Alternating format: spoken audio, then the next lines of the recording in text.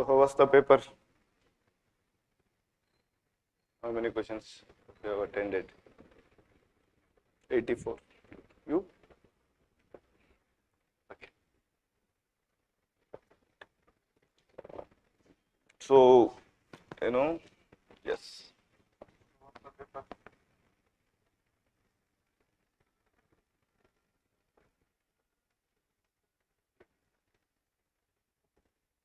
Okay.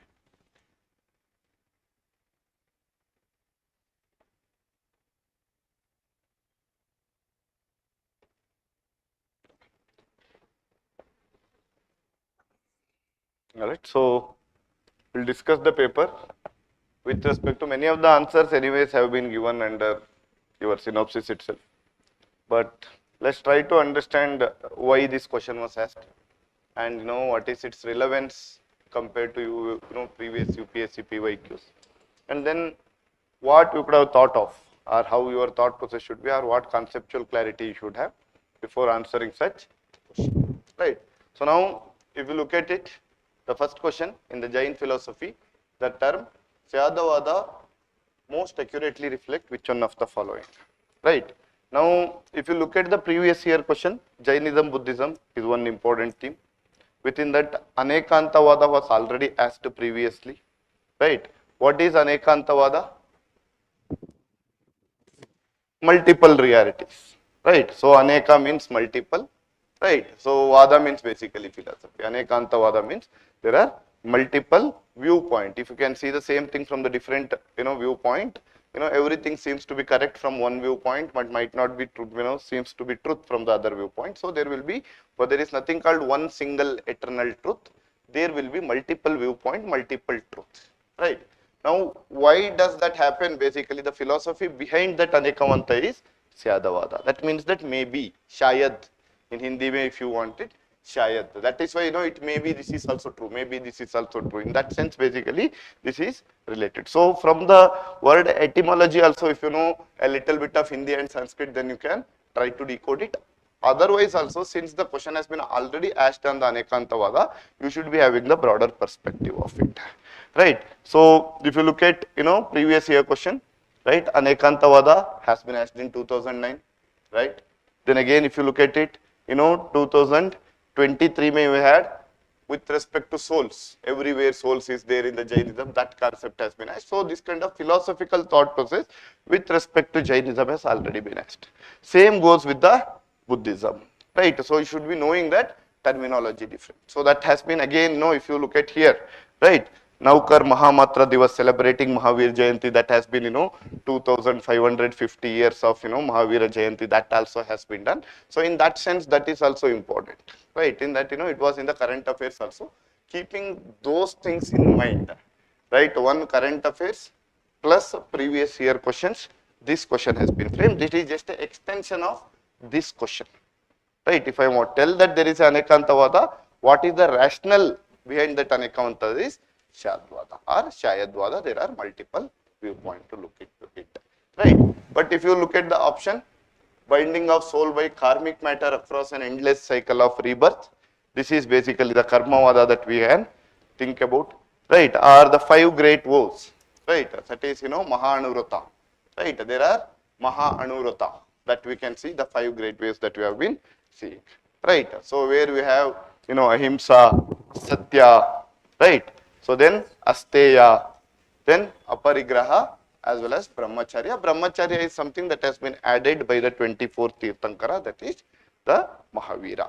Right, that also the point that you should be knowing, and Anurata with anything that is coming, that is also important. But also if you look in 2024, the Pali and Prakrit were basically recognized as classical language also. In that sense also, the Pali and Prakrit were the literary language that used to be during the ancient India. The Buddhist literature used to be in the early Buddhist literature. Let's say, the Theravada that we are talking about, that will be here with the Pali. And, with respect to Jaina literature, you can see Agama literature, that you can see in the Ardha Magadhi script, or, you can say in the Prakrit language. So since they have got the classical status last year, so anything related to that also can be another kind of looking into that. It was in the news. In that sense, the Jainism based question also can be asked from that perspective, right? Now if you look at it, threefold path, right faith, right knowledge, right conduct. These are three ratnas that is coming here, right? Samyak darshana, samyak jnana, that we have been seeing, right? So, so the Jainist literature also you should go through, Jainist council you should be going through, right? So, various related to Jainism that has been, right? So, Panchamanata, Anekantavada, Nyaya, Nayavada, all these things that, important things I have just added here, that I will just, share the PPTs also, whatever, you can just, glance it once if you have missed anything, rather than discussing each one in that detailing. Rather than that, what we will do is, we will have, whatever this kind of things, what else you can, look into it, that I will just give a list here, you can go through it, right? Now, let's move to the second question. Again, the question on Mahayana and Hinayana is always a UPSC favorite again, right? Even in fact, they have asked the subsects of the Mahayana also, that is Mahasangika was asked, right? So, so that in that way, basically, you can understand that this is again the repeated kind of theme that is being asked, that is the important, the sects within the Buddhism, that is the Hinayana and Mahayana, right? Or Hinayana or Theravada, whatever that we can talk about. So, the early, anything that is now, whenever you are reading, how you are thinking, you don't need to remember everything, right? When it has been started, why it has been started, Buddhism has started, right? It was basically an heterodox sect. That means that it went against the Brahminical sect. So that means that whatever that they were following, these people were not following. That means that if they were telling idol worship, they were telling no idol worship.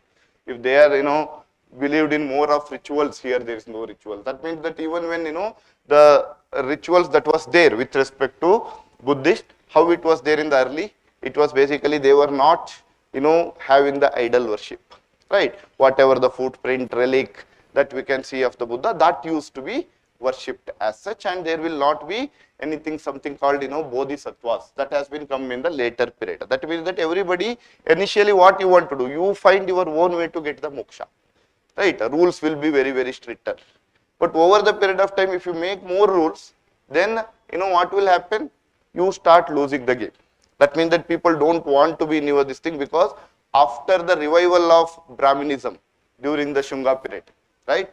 Again, they have become more of idol worship has started there. Sanskrit language again gained the importance in India. So now if the Buddhism as the decline is happening, if they want to adjust, what they have to do? They have to also start following what overall masses are following. So they also changed multiple rules. They have also come up with the concept of bodhisattvas. Bodhisattvas may, it is like a spiritual guru. He will not only look for his, the nirvana, but what he will do? He will delay his own nirvana for the sake of others. He wants to train others what you are supposed to do, right? So that is basically the concept of bodhisattva that has been come up in the Mahayana Buddhism, and the Sanskrit language become prominent in the, the Mahayana Buddhism, right? So idol worship again has started coming, right? You can think of, the Kanishka time when Mahayana Buddhism has started, when that, the proper division has happened, 4th Buddhist Council under Kanishka. Right, so that means that, under Kanishka when it has been happened, what was the various, the architectural developments, the sculptural development, if you can see, Gandhara art has started coming, Amaravati has coming, right? So that means that, Mathura art has started coming. In that art, what they were doing? They were basically having the idols of Buddha. So that means that they have started shifting towards the idol worship, right? So that is what the transformation that you can see, so that the revival of the Buddhism can be done in that way. Right, so now if you look at the question, the ideal of Bodhisattva, now how many are correctly described the Mahayana Buddhism, that is the greater vehicle that has come in the later part, right? So that are more liberal, more, related to the society, that time of whatever the society was there, it was more related to that, right? So the ideal of Bodhisattva, a compassionate being who postpones his own nirvana to help others. Yes, this is a part of the Mahayana Buddhism. Next, the composition of sacred text, primarily in the Pali language. Now, this was the Theravada or Hinayana literature, right? So, the Mahayana literature more shifted towards what? The Sanskrit language. So, that means that the second has to be incorrect. Again, if you look at it, abstract symbolic representation of Buddha through footprints and empty throne, only avoiding the anthropomorphic images. Avoiding anthropology is what? Study of humans. Anthropomorphic means basically what? The idol worship of Buddha himself as the image worship was not there, is what they are telling. But if you look at the Kanishka time, when we are talking about Kushanas, that is when we got the Gandhara art. That means that the image worship has to be with the emergence of Mahayana during the Kanishka. If you can connect those two facts together, automatically you understand that the third statement is also incorrect. Right? Again, the emphasis on strict adherence.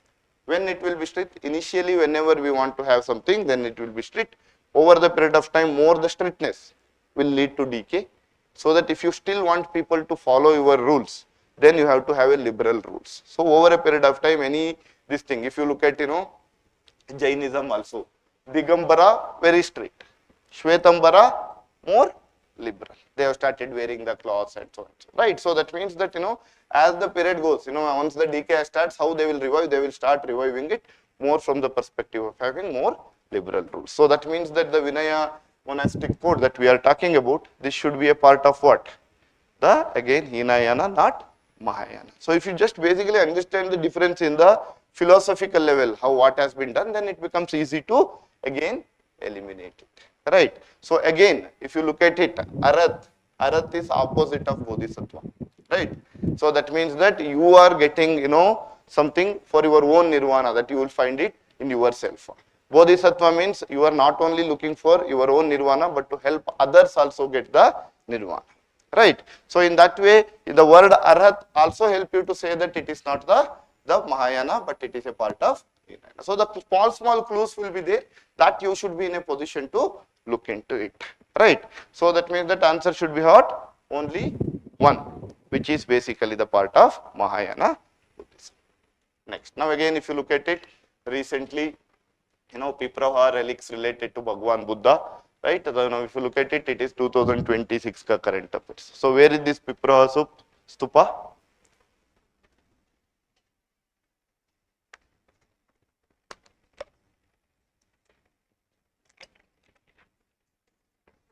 Yes, correct, Anusha.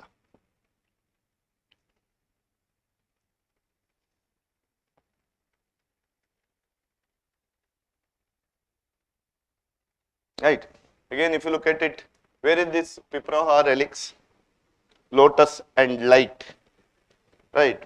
Person of the awakening, basically something that they have, started the exhibition of the Piprava. Piprava, where it is basically? Uttar Pradesh. What is its ancient name? Or the which place we are talking about, which region? No, not Bodh Gaya. It is a Kapila Vastu, the early days of the Buddha, where basically it has been started. Right. So where you get the relics, right? The relics of Buddha of these early days. After that, he has been moved from there. So that means that it is a part of the Kapila Vastu that we are talking about. He spent his early days during that period. So that is also in the news. So please look into that basically in your map, and it is also the recent the Kapila Vastu that is. Again, if you look at it, again, what are the features of Mahayana Buddhism? The similar thing, but in a more crisped manner. Right. Similarly, if you look at it, the subsects, Stavirawadin, Lokottaravadin, the Mahasangikas, all these subsect level mein question has already been. In that sense, it becomes a very, very easy question, because already UPSC has moved already from the basic question to little subtopic or the subsects of the Hinayana and the Mahayana. In that sense, it is still asking what are the features of Mahayana should be very basic question from your preparation level, but don't mug up all the things, but rather have a broader idea how it has been evolved, what should be the broader feature. So that whenever they are asking the subsect also, let's say Mahasangikas, right? After Mahasangikas, from Mahasangikas, Mahayana Buddhism has been evolved. Initially in the first Buddhist council, it was the Mahasangikas, right? After that, the Mahayana Buddhism has been evolved. So that means that the characteristic should be similar. If you know Mahayana, and if you know that there is a subsects of it, right? So then automatically, if you look at here also, Lokottaravadin sect is offshoot of Mahasangika Buddhism. Lokottar, right? What is the meaning of Lokottar? Right? Beyond, it is not just about you, but it is behind. So that means that again it shows that it is a sects of Mahayana Buddhism can be more related, more broader in that sense. Stavaravadin, that means static, right?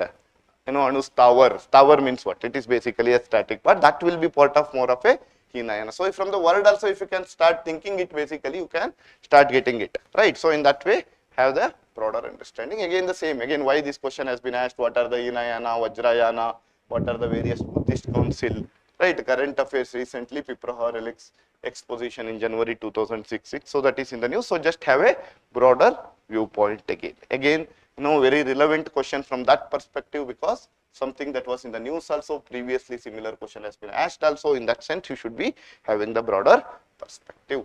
Next, consider the following information with reference to post-Mauryan dynasties in India. Now again, if you look at the question, right, the question is asking very simple: who is dynasty? Who is the founder?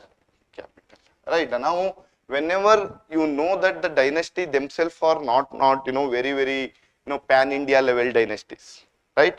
Then you don't need to know about their administrative feature.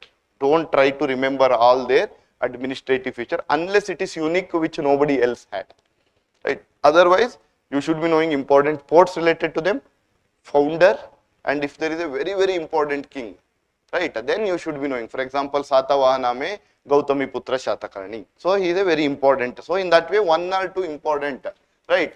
That way you should be knowing rather than knowing the minute details. That means that you should be knowing founder, one important king, that is the most important king, and then which region they were looking into and which time period they were basically were there, right? In that way you should be having an idea, but now don't learn about multiple kings within them, right? That much detailing for the smaller kingdom is not required.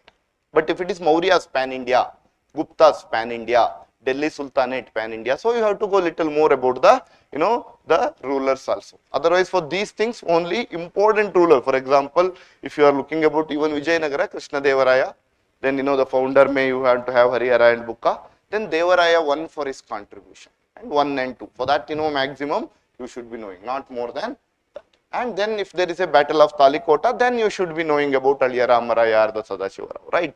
Other than that, you don't need to have the minute kings over there unless they have been constructed something. Let's say somebody has constructed a dam on Tungabhadra. So that itself is something unique. That is why you should be knowing about it. That liner fact you should be knowing about it. But you don't need to know their administrative structure, how they were basically organized. That kind of detailing for the regional kingdoms are not required. For the administrative structure for the Maurya is required. Gupta is required, right? But however, what kind of tax they were collecting is important. For whom? If they were pan-India, right? If they are regional kingdom, what kind of tax they were collecting, that is not really required. But if there is something unique, right? For example, Brahmadeya, right? Or that kind of thing which are unique, that the land grants that they were giving to the temples, land granted, that if that kind of a new practice has emerged, then you should be knowing about it, who has started it. That's it. All right. Now, Shungas, who has started it?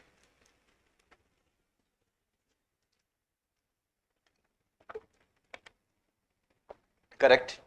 Pushyamitra Shunga, right? So he defeated Mauryan king Devrata.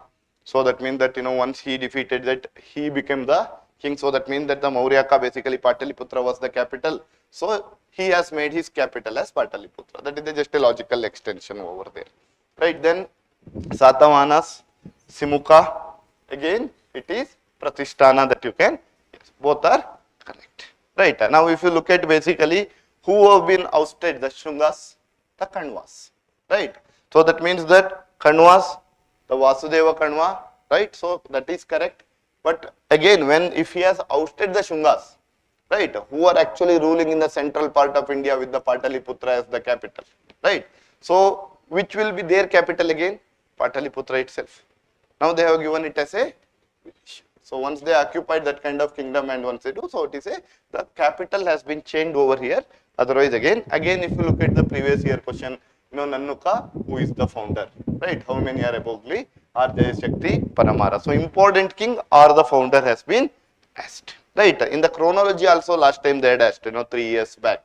They have given that, different, the rise of Palas under Gopala, or the Gopala of the founding of the Pala dynasty by Gopala was the one statement, right? Rise of the Cholas under Rajendra Chola. Like this, they have given, different statements and then asked you to arrange them in the chronological order. In that way, they can. That means the time period you should be knowing, region you should be knowing, the founder you should be knowing, the most important king who is a prominent king should be knowing, and if there is something unique initiative that was not seen in any other kingdom, that should be knowing. That's it, right? Minute level mein you don't need to know. Again, Ajata Shastru, Now why you should know it? Because he started the first Buddhist council. In that way, if there is something very, very unique that is related to him, then you should be knowing about it. All right. Again, Post-Mauryan dynasty, Shunga, Kanwa, Indo-Greek, Shakas, Chola, Pandyas, all these things, the Sangam age, they comes under, 300 BC to 300 AD. So that means that they were contemporary to Mauryas also, and they continued post-Mauryas also, right? So almost until, the starting of the Guptas, they were there basically in that sense, right? So in that sense, you have to have a broader perspective of Sangam age and important ports related to them.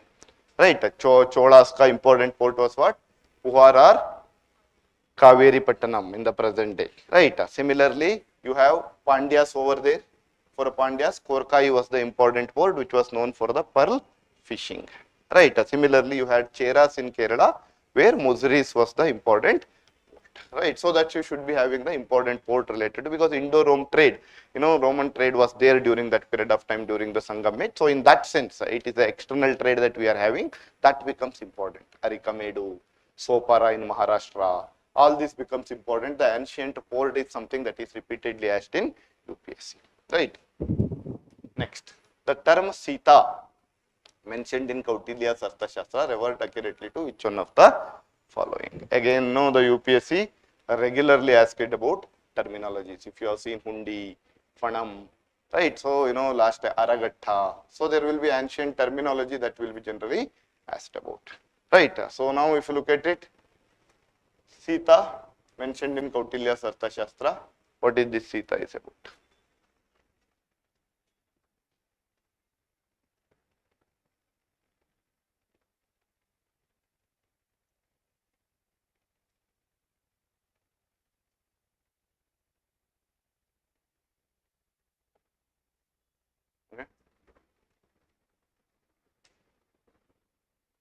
You can think about Ramayana ka Sita also. Why that name has been given, what it is related to? Land, right? So, that is how it has been derived from. So, the option should be, it is the income from the crown land directly cultivated under the state supervision, right? So, again, whatever that, in etymology, you have to start thinking where this name has been come from, right? So, in that sense, again, the spy network is also very, very important with respect to Mauryas, which we are calling as Gudachara system, right? Right, Guda Purushas who are looking into them, we are calling Guda Purusha. Now, Gudachari movies, that is, spy movies that we say. That word can be seen from the spy network, right? And also there were Sthanikas and Sanchari, two types of spies, right? So, he has been explained in detail how that, spies were working, how the king was getting the information, right? One were like Sthanikas. Sthanikas means what? Stationary, who are having their shop, you go there. In that tea shop, they will be talking about the thing, what is happening. So, from there, they will have to collect the information. Other are like Sancharikas, like, school student. They will not be staying in one place. They will be moving from one place to place, right? From there, basically, you will be getting the information of the different places. Like that, the different two types of Gudachara system was also there. So, broader, with respect to Maurya, administrative system is very, very important. That you have to study in detail, right? Then the class of hereditary village headman, responsible for the revenue collection. Again, it is a Gramika, as the name say it is. Then the religious cess levied on the pilgrims, right? So, that is also not something related to Sita, right? Yatra Shulka, something like that, they were keeping those things, right? Right, now why this question again, if you look at it, Kulya Vapa, Drona Vapa, what they are related to, land related.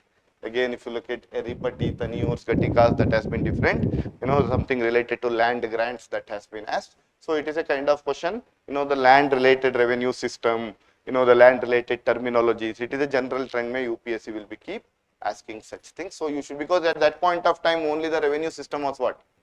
The agriculture. So, something, the most of the kingdom, they flourished because of the, not with the trade. Right, a trade has happened in one or other kingdom, but overall how they have flourished because of the agricultural income. So, the system that they had, right, with respect to agriculture becomes very, very important. So, please, have that revenue system from the major things, right. So, that is another thing.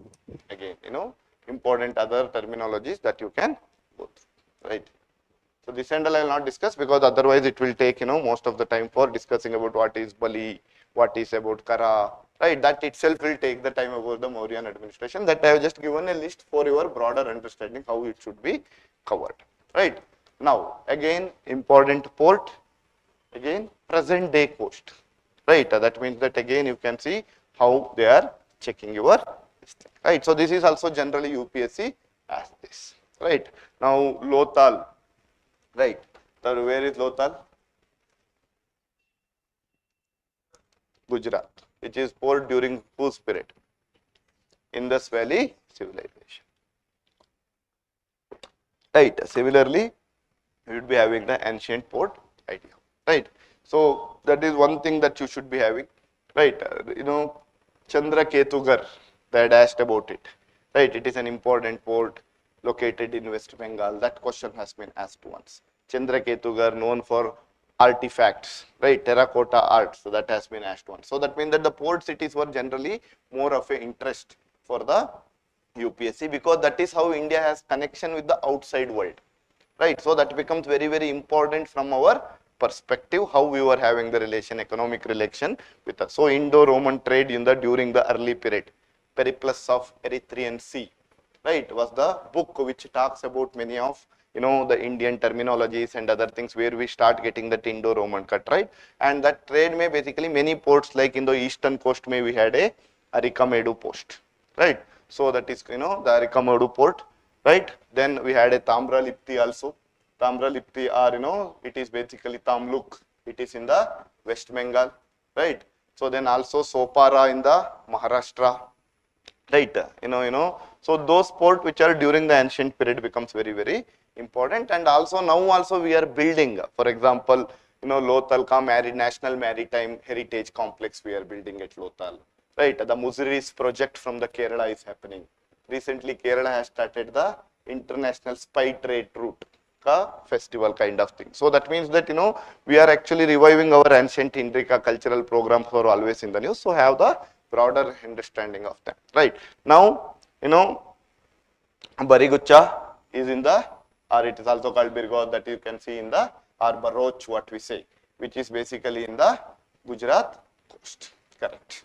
Next, Tamralipti, not in the Odisha coast, but rather West Bengal coast. Similarly, Muziris, it is basically nothing but Cheras ka important port. Cheras were occupied which region? Kerala region. So Andhra coast becomes automatically incorrect, right? Andhra is the eastern coast, Kerala is the western coast. So even with that geographical knowledge help you to remove that. Again, Arikamedu, it is in the near Pondicherry at the, so that is fine, right? Along with that, Korkai also you should be knowing, Sopara also you should be knowing, right? Kalyan also you should be knowing, right? So these are the important port, or Puhar or Pumpahar or Kaveri Pattanam in the present day, that is during the Chola period, that you should be knowing, right? So the important port that you should be, right? So that means that answer is this is correct, this is correct. These two are basically Odisha, they have made it West Bengal. Kerala, if you can eliminate that. Only two of the pairs are correct, right? Again, if you look at it, Pumpahar, Muziri and Muchiri, say both are same. So Muziri has already been asked in 2023 what they are, right? Now if they want to go one time extra, where they are. First they will ask what they are. Now you know what is port. Next they will ask where they are, what they are known for, which kingdom they are associated with.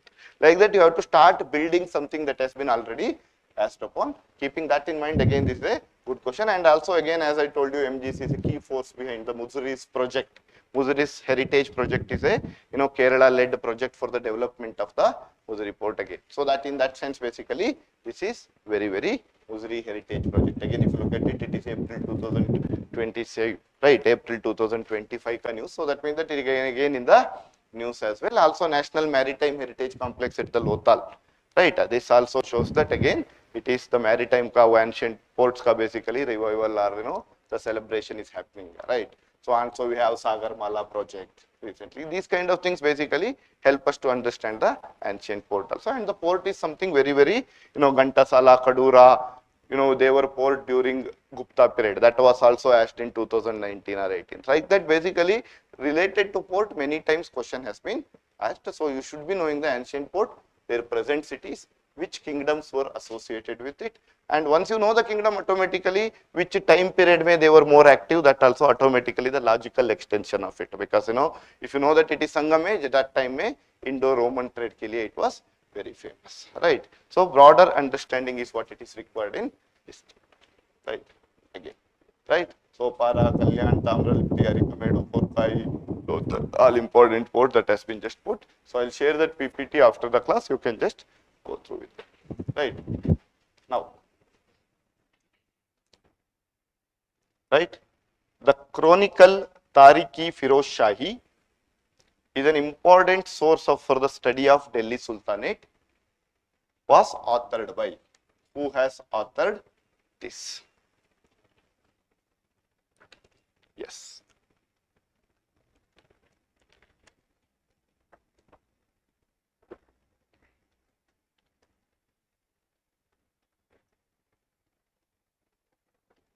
Who? Barani. See now, Minajus Siraj, right? He was there during which period?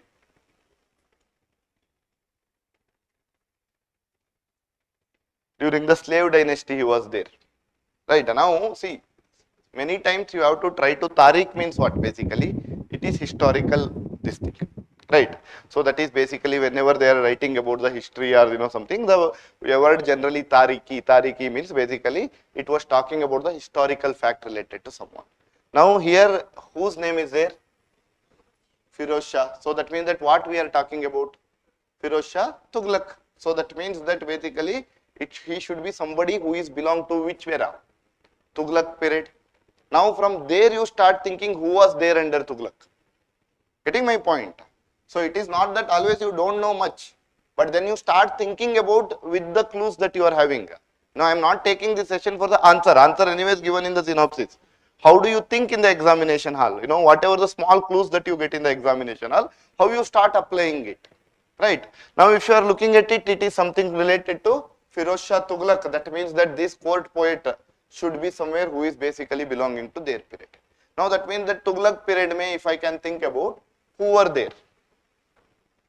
Ibn Battuta, right? He was a Moroccan traveler who came to the court of Muhammad bin Tughlaq, right?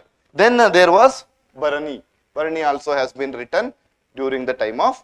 So these were the two court poets. And now who is this Ibn Battuta?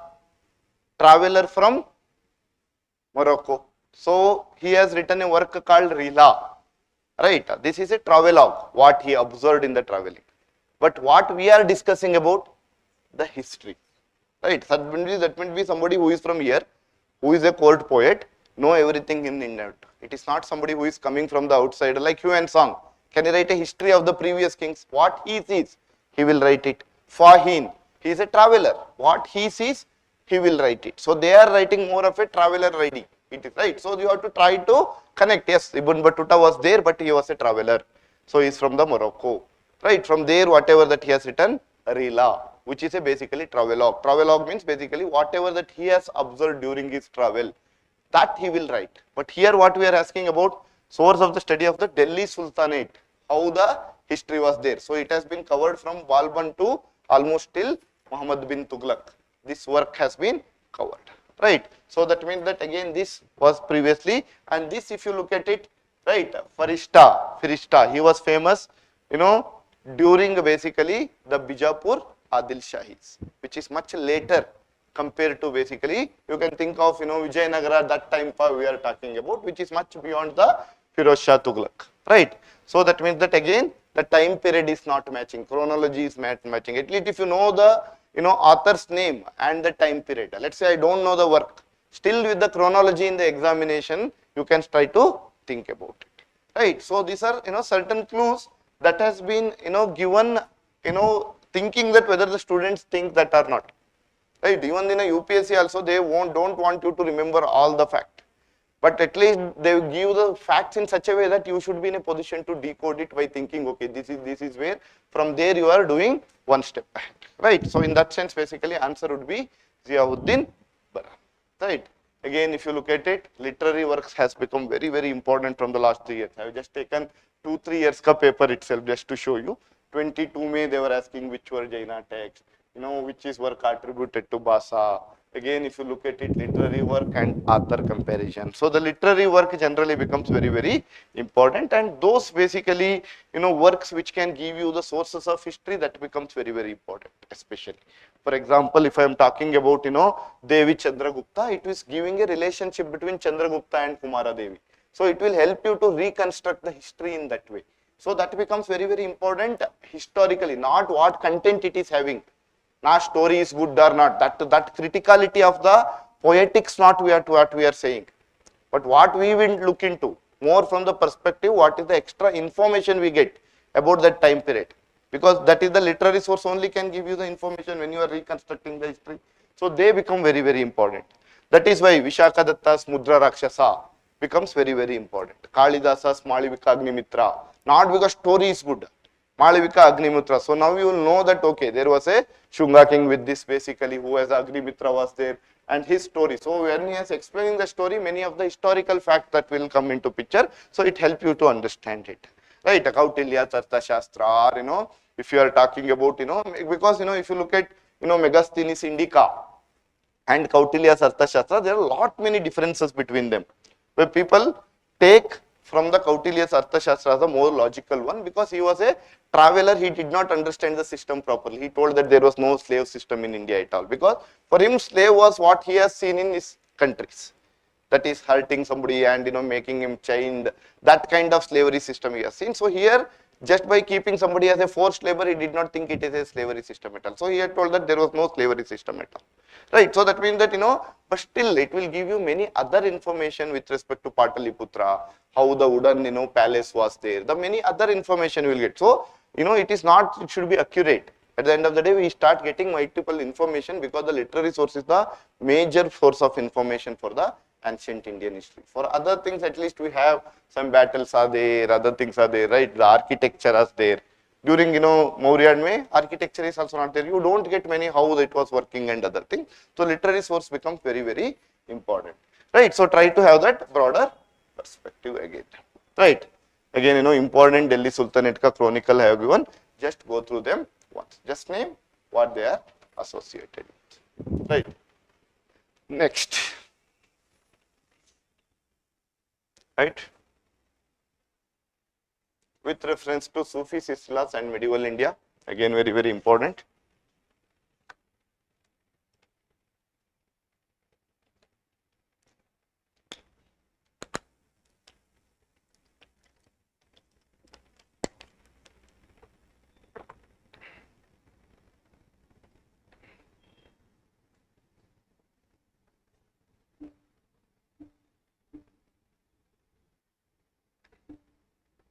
Right? Important Sufi orders you should be knowing, right? And their important characteristics, right? Not that you should be knowing their philosophical concept, but overall, for example, Chisti was there, right, in the Ajmer, right? What they were doing? They were not taking anything from the, the kingdoms. So they were telling that, we have, once we taking anything gift from the king, then we have to say what, king want us to say. So that means that they were, completely aloof themselves from the overall system. But however, if you see, Suravadis, they were taking the royal patronage, right? So you should be having the broader understanding. Ganka, Sama, what were their various cultural practices that they were having, that you should be having. Along with that, basically, who is the founder? What is their basic idea in one line? Detailing is not really required again. What is their basic idea? Whether they were orthodox or they were more open. Chistis were more open. They were dancing. Sama, which was going against the basic Islamic class. Right? So they were trying to synthesize everything good from every part. Right? So that is how they were working. But if you look at Sirhandi, right? So, or for example, Naqshbandi, if you are looking at them, basically, the Sirhandi is basically against the Akbar for his religious policy. That means that they were more of an orthodox system to revive the old Islamic system. That way you should be knowing one liner way and who is the founder and where it has started and who is the founder in India. That should be your overall understanding. Yes, Chishti, Mayuddin Chishti, correct. Ajmer, Rajasthan, correct. Again, this is again in the news, right? Ajmer Dargah was in the news last year. They were told that, there is a Shiva temple over there. It was over there. Actually, this Ajmer has been built. Then ASI has been contacted, right? So that means that they went to the court and so and so, right? And recently, Prime Minister had given chadar in basically Ajmer. That has been again appealed in the courts. That is, how it is going against the secularism, something like this. So that means that again it was in the news. So you should be knowing about it. And previously they had asked about the Sufi order also. In that sense, again, Chishti, Mainuddin, that is fine. Then Suravadi, Buauddin Zakaria, Multan, this is also correct, right? Qadri, Muhammad Ghaus, it is not correct, right? So that means that, again, who is Muhammad Ghaus? He is basically for the Shattari order, right? Which is basically belong to the, the Gwalior part. He is basically, what do you say, the mentor of Tansin, right? So that is why you should be important and, that you should be knowing, right? And other is correct. Basically, apart from this, everything else is correct. Here, he does not belong to this. That you should be having a broader idea, right? Again, if you look at it, certain how Sufi mystic, what were their, practices, that kind of question has been asked. Again, at the very broader level, meditation and control of will. They were not asking in depth, but overall, severe aesthetic in a lonely place, recitation of holy songs to arouse the state of ecstasy in the audience. These kind of things. If it making sense, if you have seen that, the qawwalis that people say, right? So that you can think about, right? So that after that, basically, Saint Timberka was contemporary of Akbar. Saint Kabir was influenced by Sheikh Ahmad Sirhandi, right? This was also asked basically. So that means that what you should know, one, their time period, one who is, which period they belongs to, who are contemporary Ashok, who are contemporary. So like that, you should be having the broader perspective. Again, Mian Sen also the question has been asked. So since he was the mentor of the Tansen, it is better to know about him as well. Right. Then again, plea in the Supreme Court challenges Prime Minister offering chadar at Ajmer Sharif Dargah. It was again, if you look at it, again it is 22 December 2025. Again, this since Ajmer was in the news, something related to that question, so they will not ask. Something related to Sufism can be asked, that you are supposed to prepare. All right. Again, right. Important orders have been given. Again, another important Bhakti movements. Right. Bhakti saint. Again, whatever that is being asked in the exam, that has been asked here. That means that, only Bhakti saint, which region they belong to, what is their important work. Only this is what basically being asked in the exam. In that sense, these questions are mostly related to how the question is being asked in that sense, right? So again, if you look at it, Mirabai, Rajasthan, Padawali, correct. And now, what else you should be knowing about her? Time period 1. Second, which god, right? Whether it is, Ram Bhakti, Krishna Bhakti, right? That you should be knowing, right? So that is, or Panduranga in the, if you look at the Maharashtra, then it is Panduranga Ka Bhakti. So that is basically you should be having the broader idea about, right? Again, Surdas, which region? And Sursagar. It is very easy. Again, something, Sursagar and, Surdas was something which has, easy to understand. Only the thing is you should be knowing the region about it. Next, Namdev. Namdev belongs to where? Maharashtra. He has compiled Abhangas, which has been also included, right? Tukaram, Namdev, their, Abhangas or some of their, hymns were included in Guru Granth Sahib, right? In that sense, you should be knowing that it is very important. Eknath, Namdev, Tukaram. So all these are very, very important from the Wakari tradition of Maharashtra. So in that sense, that becomes very, very important. Again, here Tamil Nadu has given, from that context it goes wrong. Then Vallabhacharya, Andhra Pradesh, Brahma Sutra and Anubhashya, but he is not, his primary region, though he has been born in the Andhra Pradesh as a Telugu, but his region of his, this thing is not related to, so he has been more of the central India, maybe where he has added. So again, this is not related to the place, but he is born in a Andhra Pradesh. So if the question is not about born here, it is basically about which region where their activity was mostly concentrated with. Right. Now this Vallabhacharya, he is known for which kind of mark? Pushti mark. Right. So that is complete devotion with the God. Right. The last time they had asked about Nimbarakacharya, known for the Pushti mark. Like that they have interchanged the statement. So Nimbakaracharya was known for basically what? Shuddha Dvaita. Right. So he is basically Vallabhacharya, known for the Pushti mark. That you should be having a broader perspective. Right. Again, these two are not correctly matched. These two are matched. Right. The philosophy of Pushti mark, again, as propounded by Madhvacharya, they have asked, but it should be Vallabhacharya. So that concept has been asked. So in that sense, basically, you should be knowing their region and other things in that sense. Right. And their works also, important work. Right. So for example, Tulsidas ka, what is the work?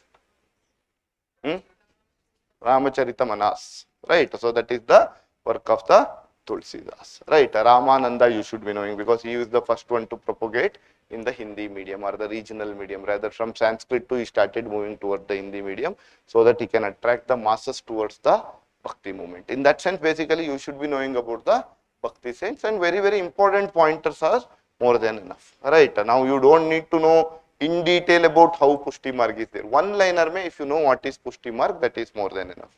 If you one liner mein, what is basically Advait of Shankaracharya, Dvaita of Madhvacharya, Vishishta Dvaita of Ramanujacharya.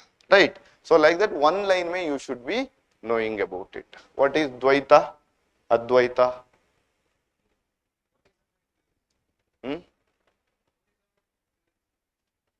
Dualism and monotheism. So that is basically your Shankaracharya ka Advaita. That is non-dualism. Right. So non-dualism means Aham Brahmasmi. God is everywhere. You are not different from the God. Right. So Chit and Achit are basically same. Right. So everywhere God is there basically. Right. So that is in a one-liner, that is the meaning. That means that you both are not two entities. So it is there with you, but you don't know. So if you don't know, then how you will come to know? Through the knowledge. Right. If you start understanding when God is known with you, that is when basically you start getting that nirvana kind of thing, or moksha kind of thing. So that means that you want to know that God is within you. How you can find it? The knowledge is required. Right. So that is, that means that it has aloofed many of the masses from entering it, because masses felt that how would I know? I don't have that jnana itself, so I can't meet the God at all, even though he lies within me. So that did not match the principle for the masses for a period of time. Right. The Dvaita means basically it is dualism. You are separate, God is separate. Ramanujacharya has been spoken about Vishishta Dvaita. Right. That is a kind of specialized monotheism or qualified monotheism, what we say. So that means that he is there, you are there, both are different initially, but with your bhakti you can go and reach him. Right. That means that everybody cannot become part of God. Few can become part of God. For others, you are different, God is different. So it is a monotheism is there, but everybody is not qualified to get that monotheism. If you could not do that, then you both will be different. And that is basically the qualified monotheism. In that sense, you should be knowing there. One liner mein, what is Shuddha Advaita? Shuddha means pure dualism. Shuddha Advaita. Right. That is pure non-dualism. Sorry, not dualism. Pure non-dualism. Right. Shuddha Advaita. Like that, basically you should be knowing that terminology, meaning of it. And one liner mein, what is the meaning of it. Right. What is similarly Chaitanya Mahaprabhu has told. That you should be knowing it in one liner. One liner mein just see, even if you don't understand, try to, search in, your Gemini, ChatGPT, any AI tool mein, in a layman term explain me what it is. Then it will explain in one example. So you will understand it, you can remember it. Right. Like that, try to have that. Don't try to, try to understand in depth. Just have a basic understanding, and who is which mark, that you should be having a broader perspective. Right. Next. Right. Again. Chaurapanchasika style, referenced in the history of Indian painting, most accurately refers to which of the following?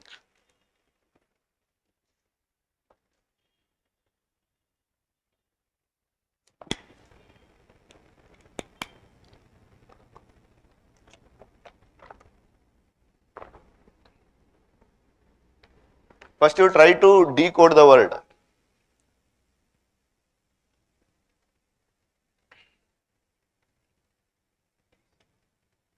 D. Okay, now if you read it, see now what I am saying in the exam, let's say I don't know it. You would not have gone to all the painting structure related to it. You won't be knowing it, right? So you have to start thinking about it. Whether it is a Sanskrit name, Chaurapanchasika, right? So that means that it should be something related to basically the Indianized thing, right? So now if you start reading it, a style of Mughal portraiture, not matching it, right? So you will start feeling, no, this is not matching because the Sanskrit term is there, Mughal painting is there, right? So Mughal with respect to painting, they are very important, right? So you know that Humayun has, Abdul Sam, so those they have brought, then from there basically Akbar has started, then Jahangir mein it has went to peak. So you should be knowing about what else, miniature painting came in the Jahangir, portrait painting, that kind of things. What, Akbar has in, who are the painter associated with the Akbar, that you should be having the broader perspective, and what is the important characteristic of the Mughal painting, right? A human character was not portrayed more because they do not want to show the human characters. It is more from, you can see in your, mosque also, other also, human characteristic, calligraphy has been given, and more of a naturalistic, that is has been, been displayed in their painting. That is one thing. But now what I am saying, a folk painting, right? Again in Eastern India. Again you can see the Sanskrit name, folk painting, right? Folk mein, that is basically, folk is a tribal painting, right? So you can have in the, Western, or in the Andhra Pradesh, you have a Kalamgari, right? So you can have Patachitra in Odisha, right? Madhubani painting in Bihar. All these are basically the tribal paintings or the folk paintings. So they cannot have a style which is related to Sanskritized name, right? So you're getting my point. So it should be either a kingdom which was having that, Sanskrit as the main part, that it should be doing, or it should be something related to a Sanskrit literature, something related like that, right? So that means that folk painting cannot have a terminology which may not be matching with the Sanskrit literature term. So that thought process has to come in the exam, even if you're having very less knowledge, right? So then a Deccan miniature painting, Adil Shahi, again Adil Shahi, Islamic mein, that means that again it is not matching with the Sanskrit name. Now if you look at it, a pre-Mughal Western Indian painting, West Indian, where associated with the Billana Sanskrit love poem of the same name. So that means that here you are matching, that thought process is matching, right? So Chaura Panchasika, Chaura means basically thief here, right? 50 thieves, versus of 50 thieves is what is that name basically. So that story ka painting ka tradition has been taken. But whatever I am saying is, it is not about knowing about it, but sometimes in the exam you should start applying your mind. Start trying to decode that word. I told you with respect to Buddhism, Lokottaravadin, Stavaravadin. Whenever that word is coming, you are trying to at least try to understand what this word. Can it be more liberal word, more restricted word? More restricted word, part of Hinayana. More liberal word, broader word, part of Mahayana. So at least you can try to think about it through at least, from the etymology, that you should be start doing, right? So in that sense, right? So this is the answer. Again, if you look at it, Kalamkari painting was asked recently. The Bani Tani, where it has been, that kind of terminology within the painting also has been asked. In that sense, again, it is more related to the terminology related to painting can be seen. So you can, from that it has been taken or influenced by that. Okay. Okay. Napa Brahmsa, Sultanate manuscripts, right? So that you can just go through them once, right? Again. Now go to the modern India, right?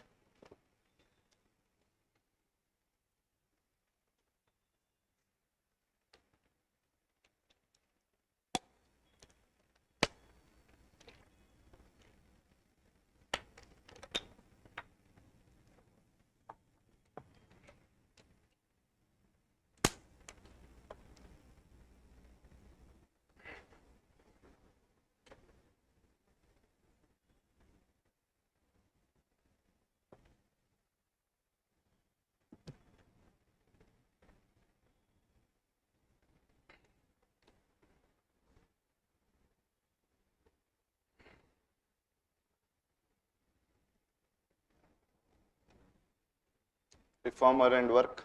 Again, a new kind of pattern of how many pairs are met. For pairs and all, how many pairs are met is a common thing that you can see. Right. Tarabai Shinde, Stri Purush Tulana, correct? Right. So first one is correct. Gopalari Deshmukh, Lokitvadi, Shat Patre. Shat means 100, Shatak. Right. Patra means letters. So 100 letters basically. That is Gopalari Deshmukh. Next, Bal Shastri Jambekar, Darpan, right? It is the first Marathi newspaper. So he is basically father of a Marathi journalism, what it will say. Right. So that is also correct. And then Mahadev Govind Ranade, right? Sambandh Kaumudi. Is it correct? Sambandh Kaumudi is associated with Raja Ram Mohan Rai. Right. So again, you know, that you should be having a broader picture. Right. Right. Again, you know, International Women Day 25, Tarabai Shinde, an ode to the women who questioned. Right. So this is basically again in the last year 2025, Tarabai Shinde was also in the news for that reason. Right. So you can see it. Right. So, you know, Tarabai stood out as a veracious founder, feminist, anti-caste advocate who dared to say what's good for a man ought to be good for a woman as well. Right. So she has wrote this book after Vijay Lakshmi case, right? So what is this Vijay Lakshmi case in a simple term? So Vijay Lakshmi was basically a widow, right? So then she had a baby, illegitimate baby, whatever that is outside their marriage after the death of her husband. So now as the socially it was not accepted at that point of time, fearing for the society, she killed the baby. So it has been she done the infanticide. So everybody started criticizing overall, you know, the character of women and so, you know, because that was an orthodox society. She wrote the book comparison, that is Tulana means what? Comparison, Stri Purusha comparison. So what is that you can do for a man? Why women cannot do it? Right? If somebody is, you know, having that relationship, there should be a man is involved also. Now nobody is questioning that man who has involved, but is only the woman that is been involved. So that means basically she has, you know, have that comparative study of Stri and Purusha. So at that point of time, she was highly criticized because she was going against the system. Later part, her articles, Adartwar, were celebrated in the present day as a, you know, torch bearer of the feminism during that period where, you know, the patriarchy was completely dominating the system. All right. So in that sense, you should be again important. So important reformers and their newspaper, I just put it. Again, you can just go through them. Again, why I have added them? It is not, you know, exhaustive. Some few names has been added just to know that very, very important, you should be knowing it all, right? Next, consider the following statements. Here also if you look at it, right, the name also if you look, Sambandh Kaumudi, right, more of a Bengali name. M.G. Ranade is from Maharashtra. So at least you should start trying to think about it also. In that way, what I am saying in the history, try to, you know, think from the names perspective, which belongs to this, whether it is matching or not. So try to think about it, right? So that is one thing that will always help you to understand the things. Okay. Next, the Treaty of Allahabad 1765.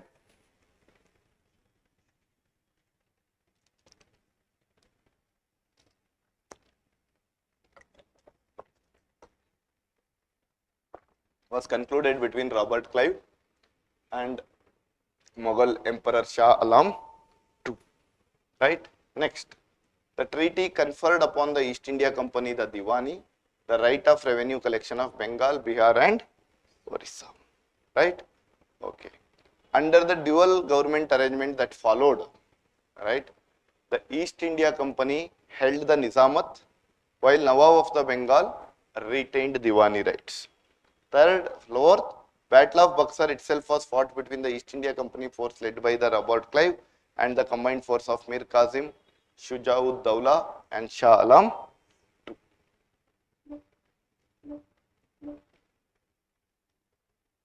So which is contradictory? Here you can see the contradiction first.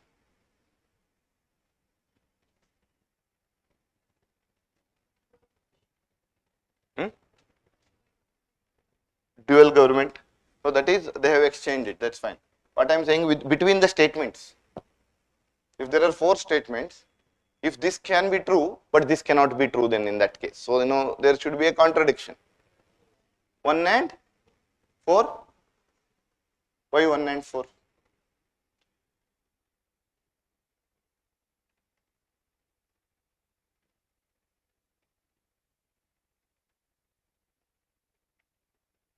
I mean, for what reason 1 and 4 are contradictory?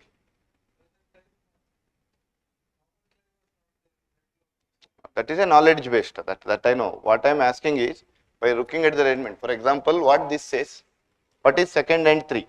What 2nd says? Treaty gives East India Company Diwani, right? What is that? That is a right of revenue. What is 3rd says? Under the dual government arrangement that followed, after this treaty, whatever that is followed, who is having the Diwani rights here? Nawab of Bengal. Who is having Nizamat here? East India Company. In the previous statement itself, you have told that after this treaty, the Diwani rights were given to whom? East India Company of Bengal, Bihar, Odisha. If this is correct, then this cannot be correct, because here they are telling that Diwani was retained by the Bengali. So here we have told that Bengal Diwan was given to the Diwani rights, or the revenue collection were given to the East India Company. So that means that these two are contradictory, right? So that you have to observe in the examination. Many a times exam may you start getting that contradictory. If that becomes true, then this cannot be. For example, if they have given, let's say, let's say bioethanol, something like this. Okay. So at that point of time, they might give you a kind of statement saying that it is not easily, what is that? Nature may it itself will not get. What will happen in the bioforms?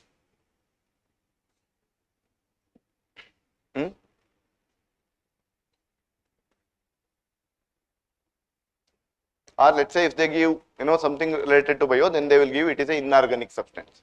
If it is bio, it should be organic.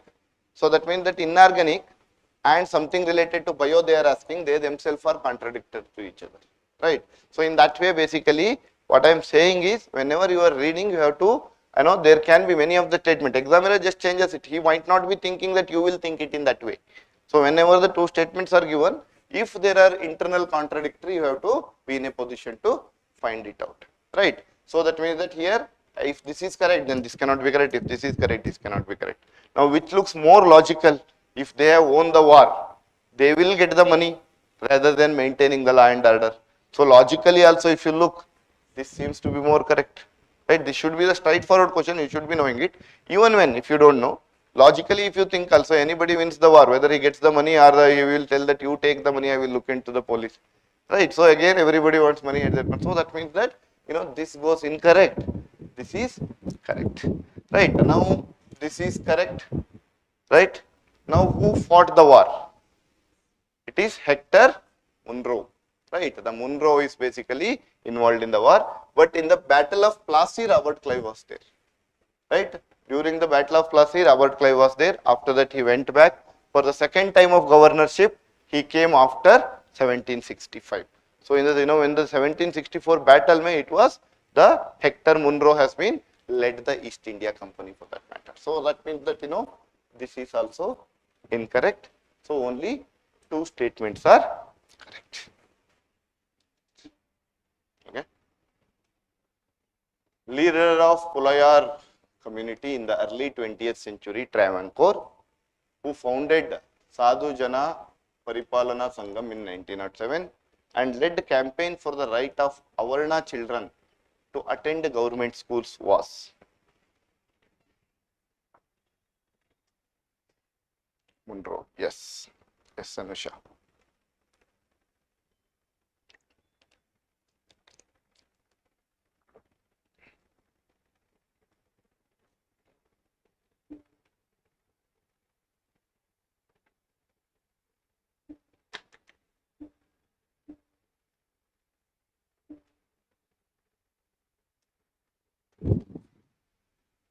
Sri Narayana Guru. He belongs to which community? In a book, if you have studied, Ezawa community, right? So that means that he cannot be your answer. Initially, only if you look at it, temple entry movement, how they will give.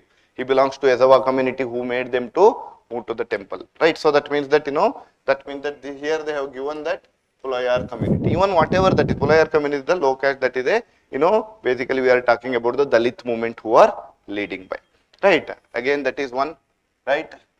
One religion, one God, right? So that is what he has been given the token, right? So Sahodara Ayappan was a disciple of him. He went against it. No God, no, this thing that you can think about. So these were not the answer. What is the answer? Ayyankali, right? Again, C. Kesavan is also the answer that we can take.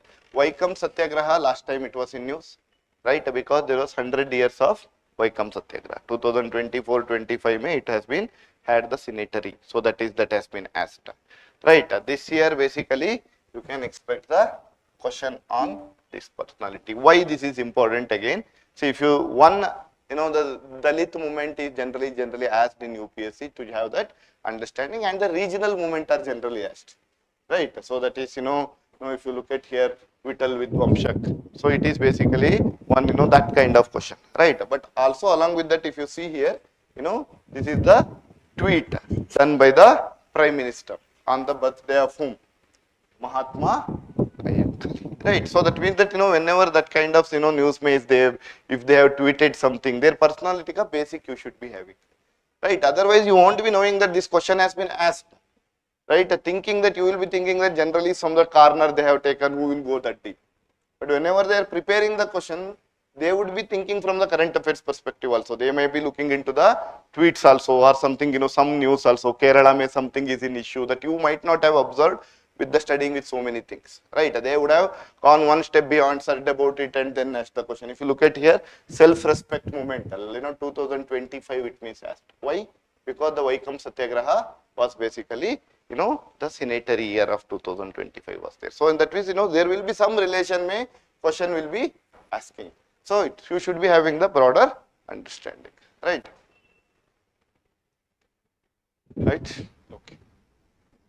So about him, little more information has been given. You can just go through it once, right? Again, with reference to Vernacular Press Act 1878. Okay.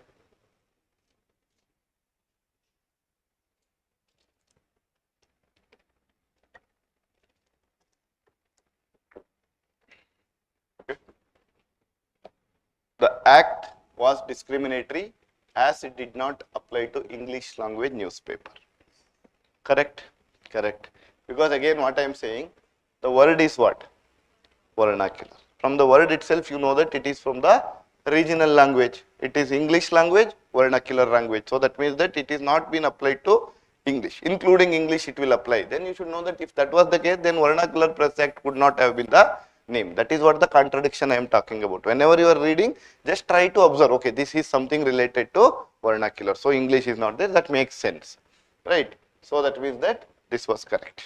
Second, there is no provision to appeal against the decision of the magistrate in a court of law. Yes. And Som Prakash, a Bengali newspaper, was among the first newspaper against which proceedings were initiated under the act. Okay, this is also correct. Now, broader idea may you should be knowing about it, right? Sedition is always in the news also. From that matter also you should be knowing about it, right? So it is all of them are correct, it's fine. The Tilak was sentenced to 6 years of imprisonment in Mandalay jail in Burma. For what reason? Now what is contradictory? First statement, Salt Satyagraha. When Salt Satyagraha started? 1930, Dandi March. We are talking about when? So that means that chronology may it is not matching. You have to start observing minute things. You know the things, but in the exam, this I have not studied. Why he has specially sent? Is there something related to Salt Satyagraha? You won't be knowing it. So what you have to think? First thinking from the perspective of time period and what is the minimum clue that has been there, right?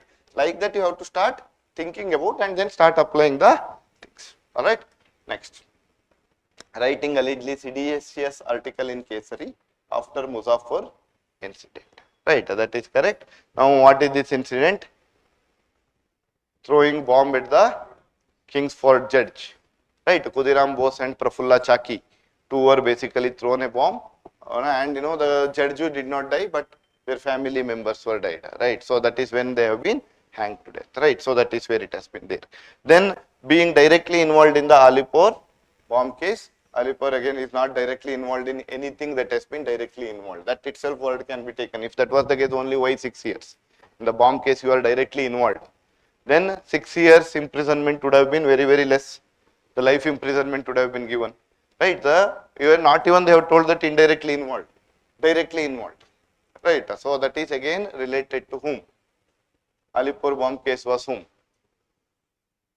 Aurobindo, right? So Aurobindo, after coming from the jail, he has started his own ashram, moved toward the spiritual. He was an extremist leader who has been related to Alipore case, right?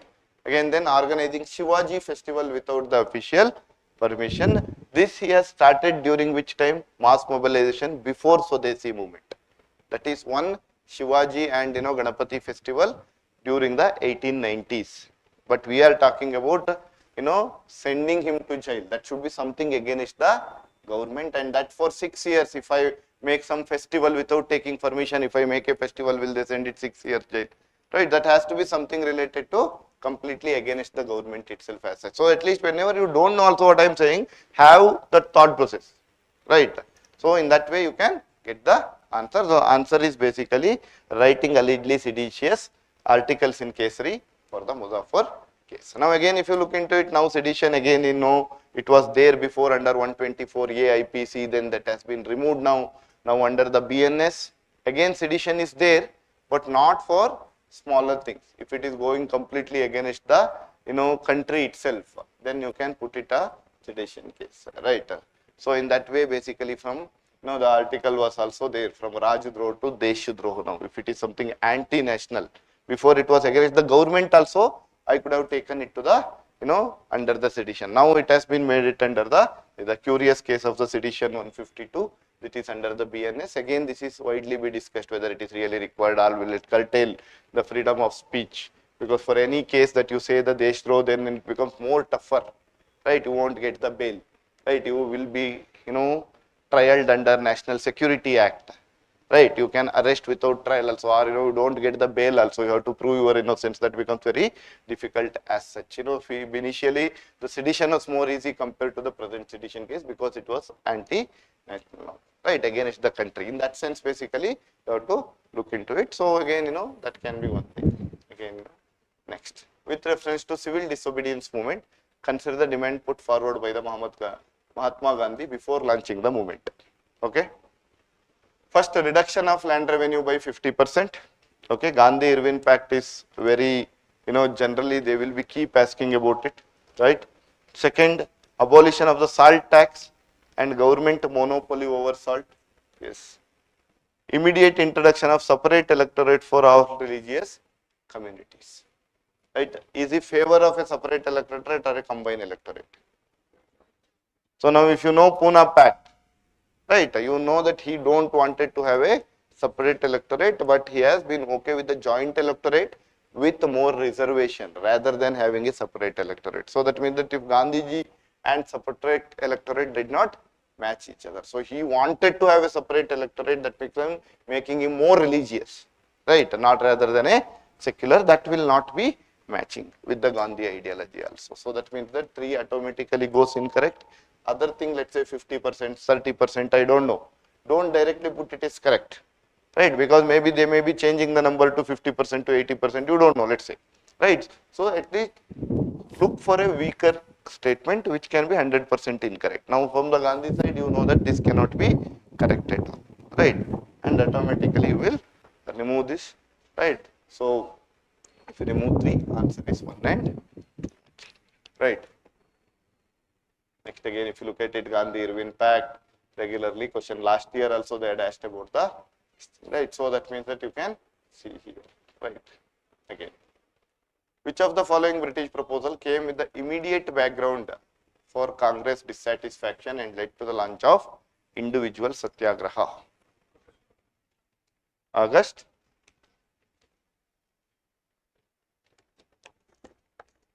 Right, you have the broader understanding of it. Right.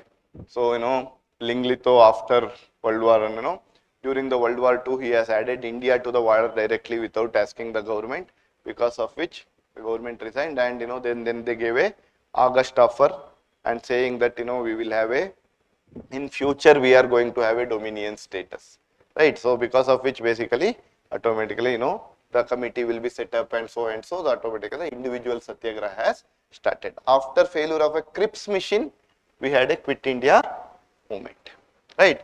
So Cripps mission led to the Quit India movement. If you are talking about individual satyagraha, then we are talking about the August offer. The cabinet mission, Cripps mission, whatever the post 19, because we are near to the independence, multiple event had happened, right? Royal Naval Mutiny, all these becomes very, very important. Quit India movement, because they are somewhere very near to our freedom, and they have shaped our freedom movement very, very closely. So that means that anything that is after your 1935 act, you should study it very, very, each one you have to study very detailed, right? So because regularly question is being asked on the post 1935, so you should be, all the different features has to be covered in detail, right?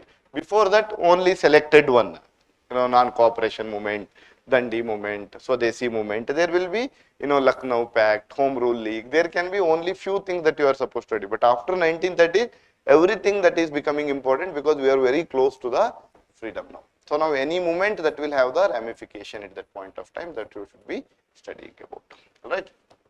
And now if you look at it, Cripps, how many times if you again look into it, the Lord comes to the war conference, right? Here also if you look at it, right, Gandhi did not support the resolution on recruiting Indians for the world war, right? Now Gandhi is of what principle? Should he wants to support Nazis or British? British, right? Because he thinks that Nazis were more dangerous. So, he wanted the send Indians at this point of time, not already they are in trouble, let's not make them more trouble, but that was his belief, right? So that means that in this kind of ideological difference, whenever it is there, you can take out that statement from the statement and you can get the answer itself, right? So anyway, so, right, Cripps mission, if you look at it, every year. Next. Now that means that the history question, most of the history question were pretty simple, right? Not really difficult as such, and most of them were asked either through current affairs or because the similar pattern from the topics were asked. So that is the basic idea of the history question, right? So because sometimes what will happen when you are looking into the question, right, you may feel that it is a minute level, this may be something else. So the question would have been set up by the content team, maybe by thinking that they will be going through multiple current affairs. So they feel that this can be asked, Prime Minister tweet is there, right? So, they have that feeling over it. But for you, it is small moment who will, ask it, right? Because we might not have covered it in the current affairs also. So that might just miss out, right? So anyway, so now, places in news, country or context.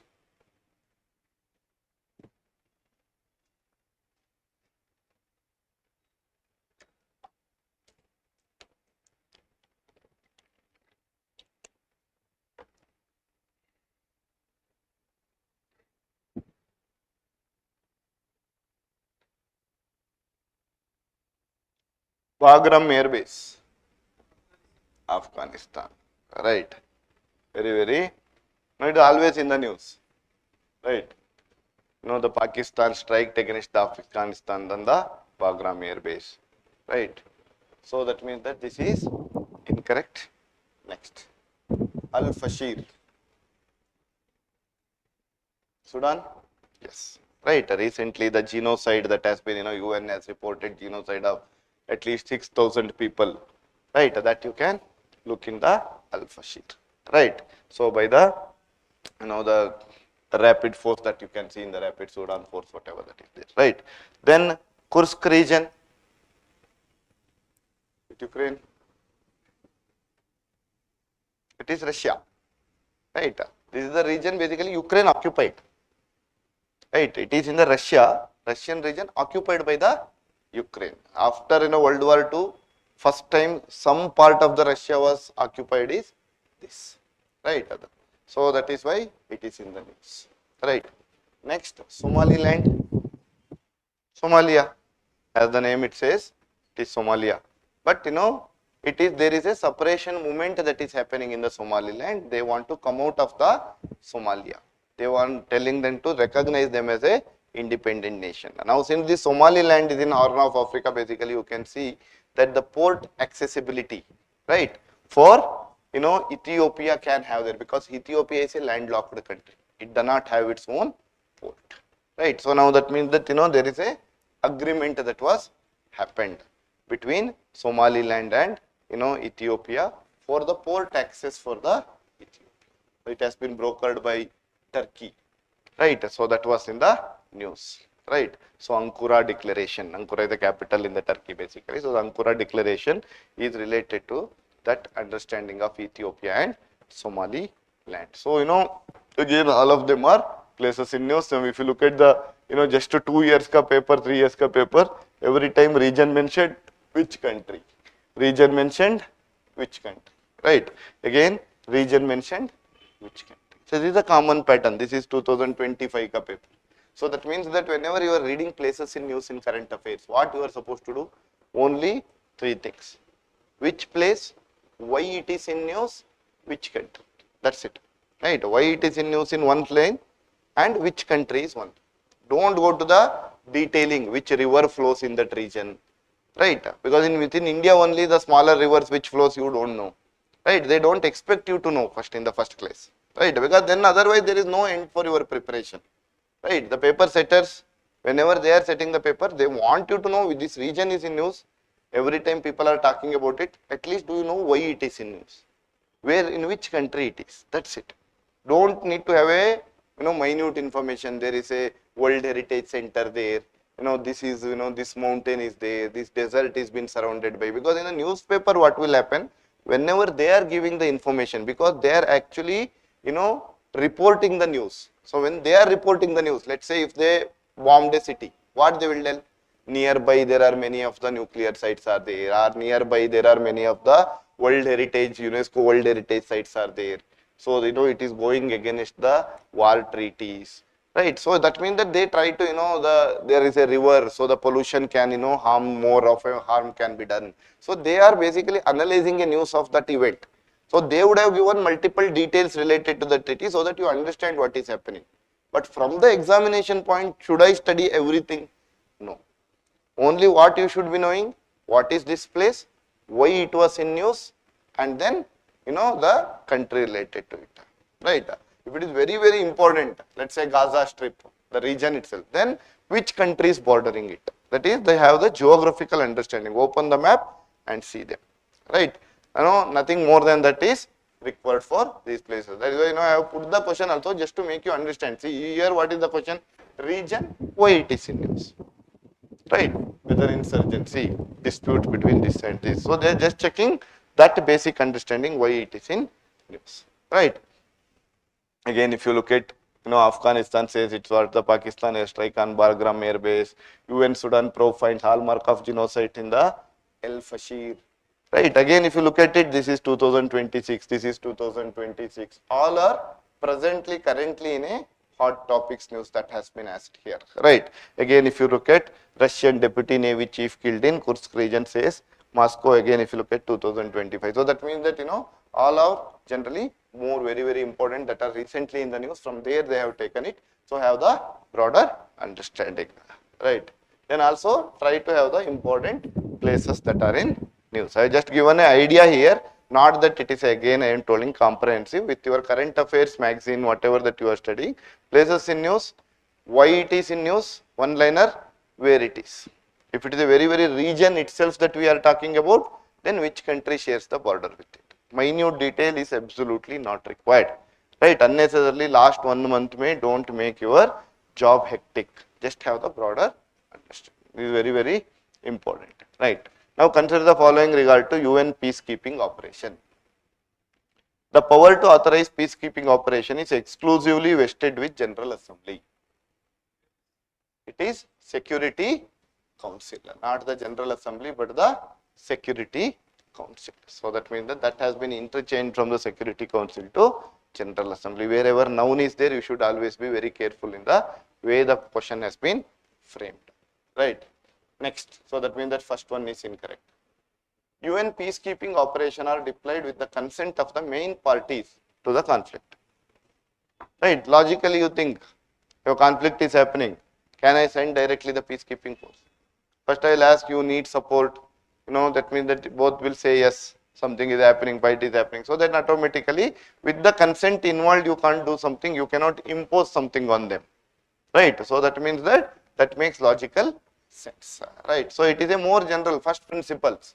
Anything that you want to go against a country, there you want to send the people because they want to give you the space in the first place. Right, so that means that the government should give you the facility in the first place. So in that sense, without consent you can go and then then you are going a war against that country. The word itself is peacekeeping forces. Right, so and the people who are serving there are also called as blue helmet. Right, so that is important because they wear the blue helmet. Right, so that means that India kind of recently, again it was recently also in the news because the UN peacekeeper in South Lebanon, right, they were killed. The Indonesian soldiers were killed. India has condemned that killing, right? So that again, if you look at it, it is April 2, 2026. So that means that it is last month ka news itself. So that is why the question cannot be on this who has been killed, which citizen has been killed, but it is about one UN Lebanon ka they can ask about. That means that recently peacekeeping forces working in which countries that you should be knowing. What is the role of India? India may be the third or second largest, country which is with respect to the forces that has been working in the peacekeeping forces that you should be knowing, and which are the current event or current basically where they are doing the things. You should be having a broader understanding, and there what is, whether it is specialized agency, what it is this UN keeping force, that you should be having a broader access, whether they can fight, right, or they can go for a war, right, that you should be knowing, or it is only peacekeeping, right. So in that way have the broader understanding because it is recently in the news. Okay, again even basic whatever that they are saying, let's go through them, current missions and all, just have the broader understanding. Okay, next, with respect to naming of international geographic features. Okay,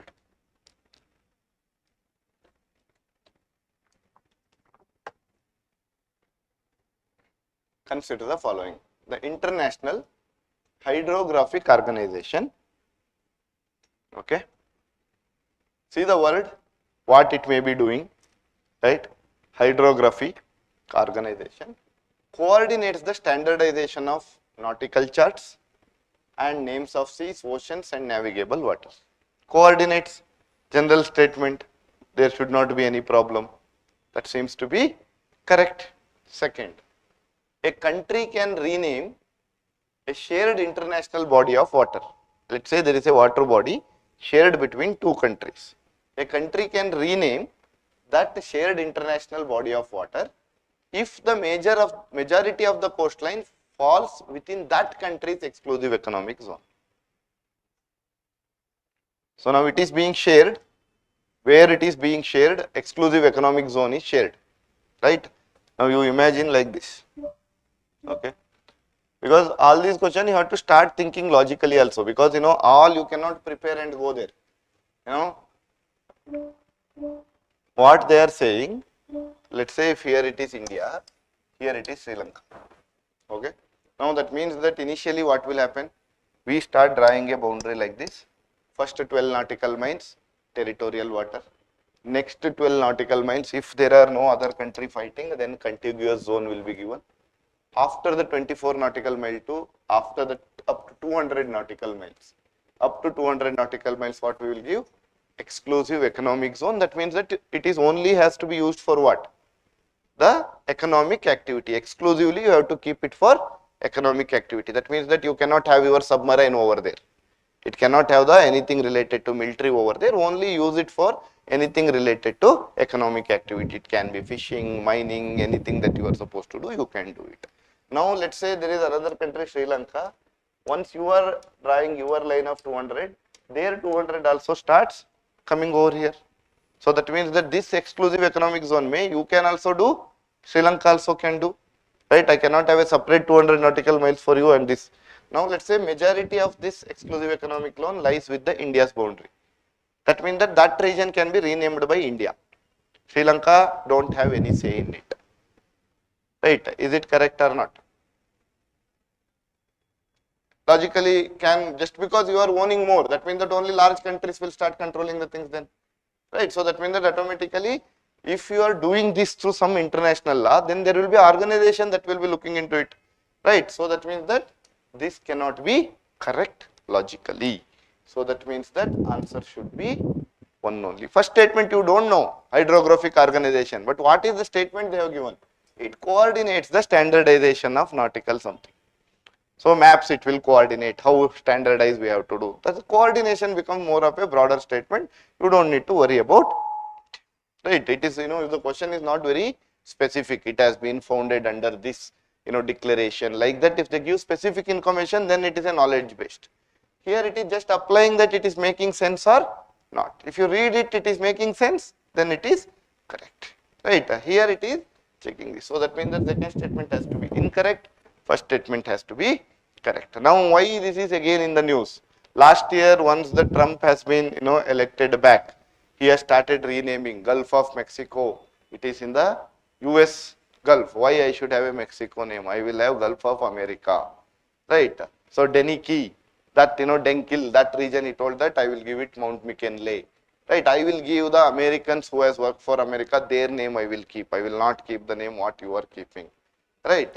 So then he told the, Google map. So Google has been told, okay, in Mexico, it will show Gulf of Mexico. In US, if you are showing the Google map, it will show Gulf of America. Outside of Mexico and US, if you are seeing, then it will show both Gulf of America and Gulf of Mexico. Right? Right? So that was the basically idea that has been given. So that was in the news, right? Google Maps to name Gulf of Mexico, Gulf of America for US users. Right, again if you look at it, it is 2025. Right, in Mexico it will remain as Gulf of Mexico. Outside the two countries, we will see, users will see both the names. Right, so it is basically, that was in the news. So who will name it, who can name it, that was basically the International Hydrographic Organization. So bodies associated with such things has to be, have a broader picture about. Again, right, so that means that this question is also associated something, the trend was happening, he was changing multiple names. So in that sense, the broader question can be asked in that sense. So you should have the broader picture. Right. Next. Druzhba pipeline, recently in news for energy blackmail, okay, is associated with which of the following? Right.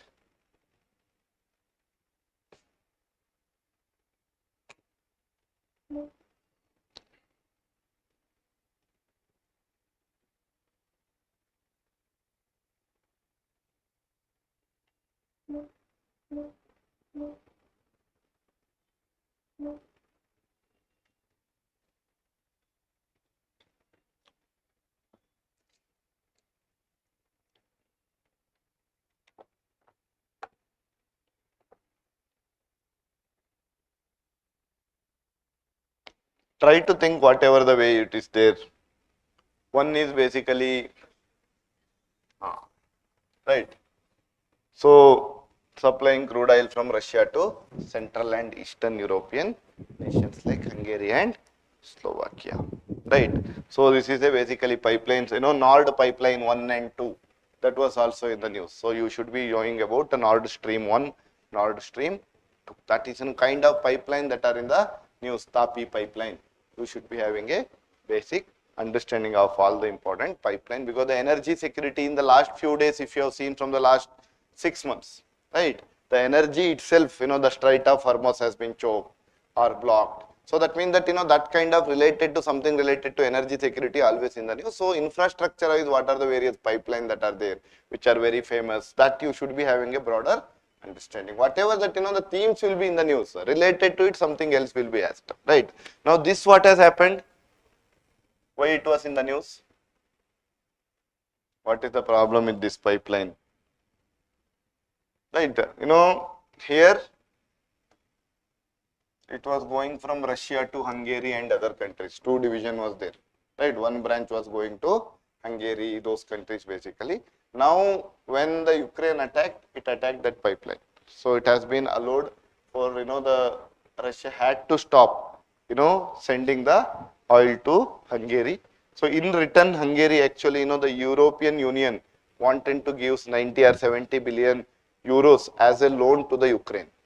Now Hungary told we are not ready to accept it because they are making our energy insecurity is being created by Ukraine. So they are making a energy blackmail. So we are not ready to give it. Then Hungary mein election has happened. The new president has come. Meanwhile, Ukraine has worked upon it and made sure that that pipeline has also repaired. So 2-3 days back, that loan was approved, right? So that is why it was in the news, right? So it is very, very important pipeline and related to it, right? EU unblocks the 90 billion euros Ukrainian loan. Again, if you look at the news, it is April 22, 2026. So from last 3-4 months, this is happening, and recently 2-3 days back, this has been given it, right? So you can see a diplomat said definitive sign off should come off on Thursday. A Budapest wait for Russian oil to arrive through Druzhba pipeline after Kyiv said operation had restarted, right? So just again, very, very last 3 months it was happening since the Hungary blocked it, and the different political the leader has been changed in Hungary after the election. So it was in the news. So just have the broader understanding. Again, they will be asking what is related to what. That's it. That means that whatever the question that has been asked here, how UPSC asked, that's it. You are not going in detail about it, right? About the Druzhba pipeline itself, multiple statement will not be asked. What it is, where it will come, they will stop it at there. So whenever in the current affairs, international affairs, don't unnecessarily go too deep. If it is Nari Vandan Abhiyan, then it is India's reform. Then you should be knowing the various provision of the act. If it is COP 30 or that kind of things, then you should be going little bit deeper because it is affecting the entire world. But if it is a general international affairs happening between the countries, you should be knowing it. That's it, what it is. That is what they expect you to have so many people unnecessarily study too much about it and then forget the basic thing itself, then the exam get confused. So keep that basic study at the basic level itself so that you should be aware of the things that is happening. All right. Next, International Civil Aviation Organization is a specialized agency of UN established to coordinate international air travel, right? So that is fine. It has been created under which convention? Chicago Convention, right? Okay. Where is its headquarters?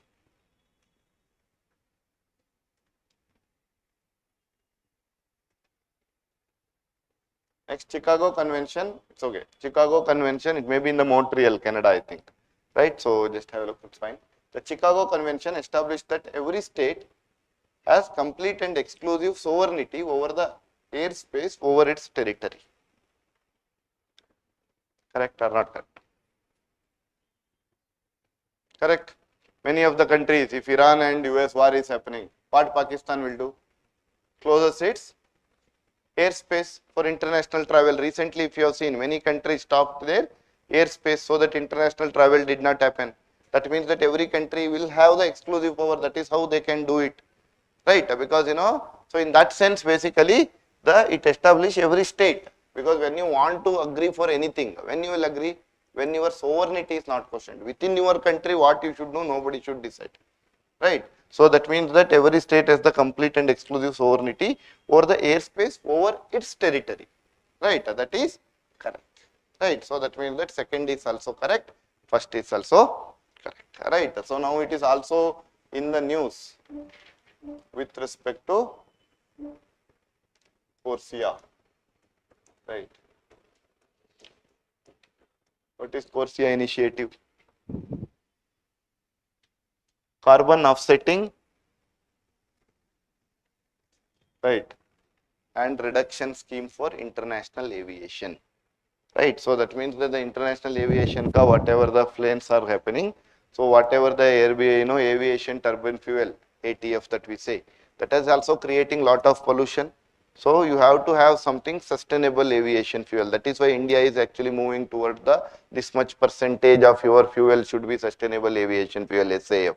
That is to fulfill these targets, right? The major target has been kept by that is both here, carbon offsetting and sustainable or the reduction scheme in the international aviation. So that you should be having a broader picture about. That is also in the news. Okay. Next, the Bactrian camel is exceptionally well adapted to the ecological extremes of Central Asian deserts, ranging from sub-zero winters to scorching summers. Okay, that is the first statement.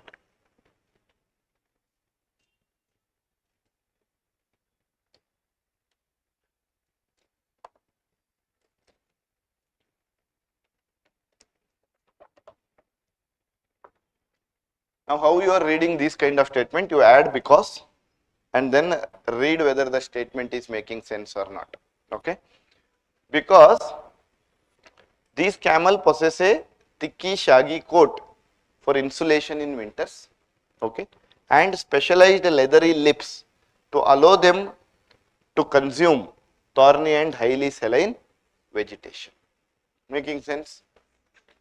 Right, so that means that first one is also correct, second is. So where is this Bactrian camel? Whether it is a domestic camel, okay. So that is people will basically hear it. Where it is being used in high altitude, a double humped camel that you can see in the Ladakh region, right. Now why it was in the news?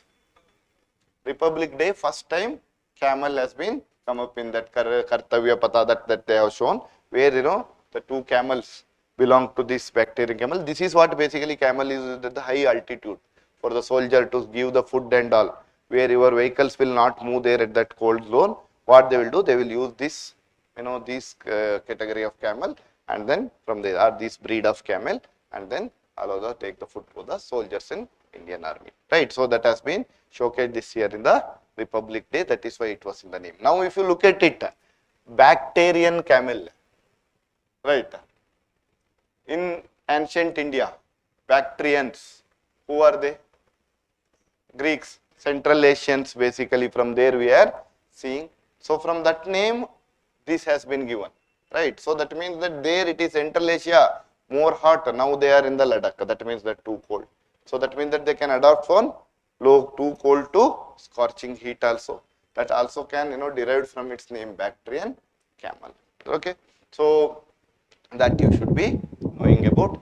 And also, right, Republic Day, how the Bactrian camel feature in this year's once helped to connect China and India. It is called a ship of the Silk Road, right. So in that sense, basically you can, right, so that you can again see. And again this year in the cold desert of Himachal Pradesh also has been added. Since it is available in the region of that region, basically you should be knowing about the cold desert. Where is cold desert? Himachal Pradesh, right. That has been added for the the what do you say, UNESCO ka the network of this thing that they will do. So for that has been added, right. So that is fifth one that has to be added from India. Now one you should be knowing about that also from the current affairs. That is not only about the Bactrian camel, but also the cold desert you have to study. What are the national park associated with the cold desert you should be knowing. What are the species which are basically endemic to that region, that you should be knowing about, right. So if you should be knowing about the Hemis National Park, the largest national park, right, the snow leopard which is basically available in that cold desert region. So those things you should be knowing about, have the broader idea about it, all right. So again that is one other news which is not directly related here. I just thought that this is also important to know, so learn about this also, right. Next, Bactrian camel and Indian camel, just have a information I have given, just you can go through it. Next, okay. Now however, this Bactrian camel wild variety, that is the critically endangered. Bactrian camel is a domestic one, so that is why you don't have critically endangered. For what species we will give? For dogs will you have a critically endangered, right, because they are domestic animals, right. So we are giving that classification for the wild animals. So similarly, the wild part of that Bactrian camel, that is critically endangered. So that you should be knowing, right. And then Indian camel, this side if you are having, That is a Indian camel where a single hump is there, and that in hump may what it is there? It is the fat storage, right? In generally during our childhood they were told that water is stored there, so whenever there is no water is found, it will drink from that. It is basically fat, right? So that you should be knowing about that hump also, because it is a double humped camels, right? You should be having the idea about it. All right. Next, with reference to Stockholm Water Prize, consider the following. The award is presented annually by United Nations Scientific and Cultural Organization. Right. Second, recently Kaveh Madani became the youngest laureate and first UN official to receive the award. Is the first one correct? Again, whenever the organization come, you should see what is its responsibility. Is it matching? Right? Is it matching? No. So automatically the first one becomes incorrect. Right? The second one, it is correct. Right? He is the first one to get from the UN, and he has been come up with the concept of water bankruptcy. Right? See what is that water bankruptcy? Right? And also he has been instrumental in releasing that water bankruptcy, global water bankruptcy report. Right? So that was also in the news. Right? A global water bankruptcy report. Right? So that has been given. So this was also given for the first time. Right? With respect to how we are leading into this. So right? So global water bankruptcy. Right? Living beyond our hydrological means in the post-crisis era. That you should just go through it. Okay? And he is the person responsible for that report. He is heading that organization. He is the youngest one to get that award. Plus, he is somebody who is official of the UN, first one to get to that award. Right? So, in that way, you should be knowing about him. To know about him in India, who has been got this award? Waterman of India, Rajendra Kumar.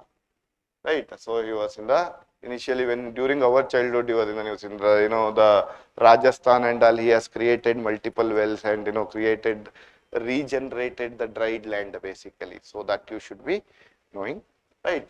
So that just go through them. Okay. Next, primary mineral source Karaganda coal. Okay. Donbass, coal and iron, Katanga, cobalt and copper, Pilbara, iron ore.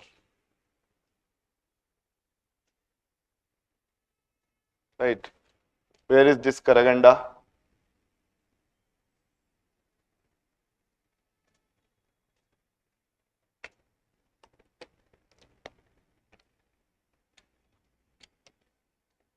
Where is Karaganda?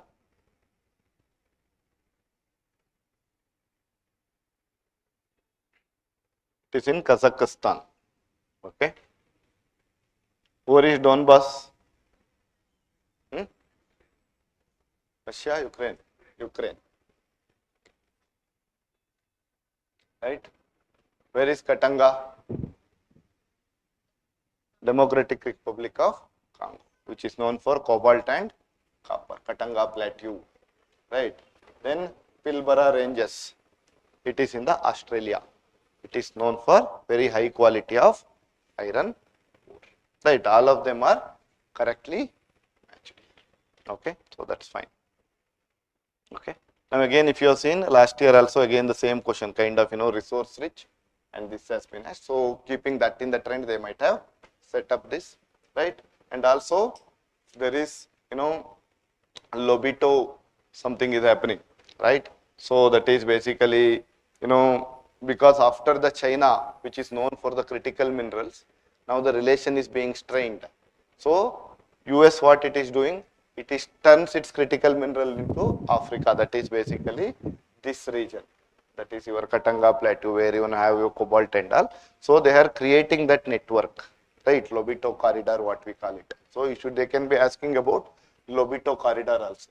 So you should be just knowing about the Lobito corridor, what it is associated with it. That's it. Only one liner, right? So again, that is in the news. So you should have the idea, right? Next.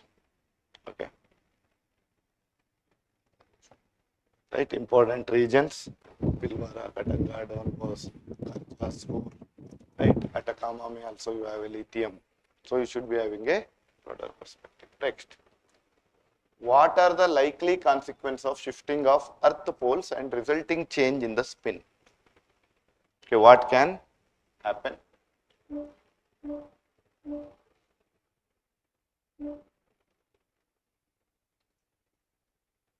Earth is spinning, right? Polar position is changing and it is changing its spin, right? What can happen because of that? There is a rotation, right? So if it is happening rotation, that is a different thing, right? The day will change and so and so. Now if it is basically spinning here, right? Shifting of the earth pole from here, if this is the pole, that is shifting little bit here. So because of that, what is happening? Right, so you just visualize and tell me, because something you cannot study, and this kind of question you cannot study and go to the examination hall. Now you have to tell, reduce precision in the positioning of deep sea telescope. From the telescope, whatever you are seeing, the precision is whatever that you are getting before. Because of this spinning, the same precision you will not get, because the place will keep changing. So little precision you will miss out. Is it correct or not correct? Correct, right? A marginal decrease in the length of the solar day, right? This can also happen, right? That is being the discussion that is happening, right? But that's okay. Significant increase in the earth oblateness, that is at the flat, pole may how it is basically flat. We have a, like this, right? We are not having something like circular. We are having oblateness in the pole region. That will increase. That is happening because of the rotation, not of the spinning. Spinning is what? Revolution, right? That is, on its own axis, that you can see like this, right? Rotating is basically coming around something, right? So which we call, rotating is on itself, but the revolution is basically this one, right? So that is slip of tongue, that's fine. Disruption in the synchronization of GPS. If this is happening, telescope may places are missing. That means that in GPS also place should miss, because that is also global positioning system only. So that means that again 1 and 4 are matching each other. So that should be there in your answer. If 1 is there, 4 is there. First you have to search in that way. If this is correct, in the exam how you are doing, when 1 is correct, do this, do this. Okay, this can be your answer, this can be your answer. Next, you are having 4 is correct, for example, right? Then automatically wherever 4 is not there, everywhere it is there, right? So then you have to see 1, 2, 4, 1 and 4, 1, 2, 3, 4. Okay, tell me. So this we will remove, 3 we will remove. So 3 is gone. Now between 1 and 4, either 1, 2, 4, right?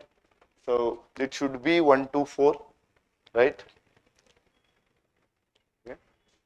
Logically, because this is what is the article says. Okay. Earth's faster spin may cause shorter days, right? Scientists warn, should you be concerned, right? So that means that again, Earth rotation speeding up leading to shorter days and potential timekeeping adjustment. Scientists predict that a leap second might be subtracted from the atomic clock for the first time ever to align with this faster spins, right? So if it is reducing, a margin of the day will happen. So here if they have given, a significant decrease in the length of the solar day, that would have been taken out. But here the marginal decrease has been given. So if the UPSC is giving such question, it will take it as correct, right? So in the answer key, they have given it as 1 and 4 only, right? It's supposed to be 1, 2 and 4, right? They have taken with that general, in general lot of solar day will not reduce from that dimension may they have taken it. But when the word marginal is used, then automatically that becomes correct. But there is a variation, in some part there can be increase in the day also.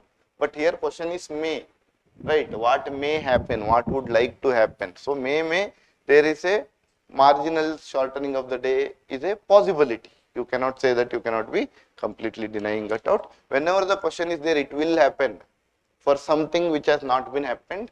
That means that that you should always be very careful in the examination, right? That means that, for example, if they are asking about, let's say, climate change, right? Now, this is a probabilistic topic. What is going to happen in the future? Now, if they give, there will be more droughts in India, right? That means that they are taking a what kind of stand? For a probabilistic stand, topic, because the climate change has not happened. So, what will happen? Nobody knows. So, if they take, there will be more drought in India, that means that that can be wrong. That you should not correct it. There might be more, droughts in India, that can be correct. So, if it is a probabilistic, the tone should also be probabilistic. They cannot take something as, more correct, saying that this has to be the correct, that you don't know. There can be more droughts also, there can be more floods also. What will happen, nobody, right? So, in that way, you should be a little careful about it. Anyway, so next, right? With respect to Atlantic meridional overturning circulation, consider the following statement.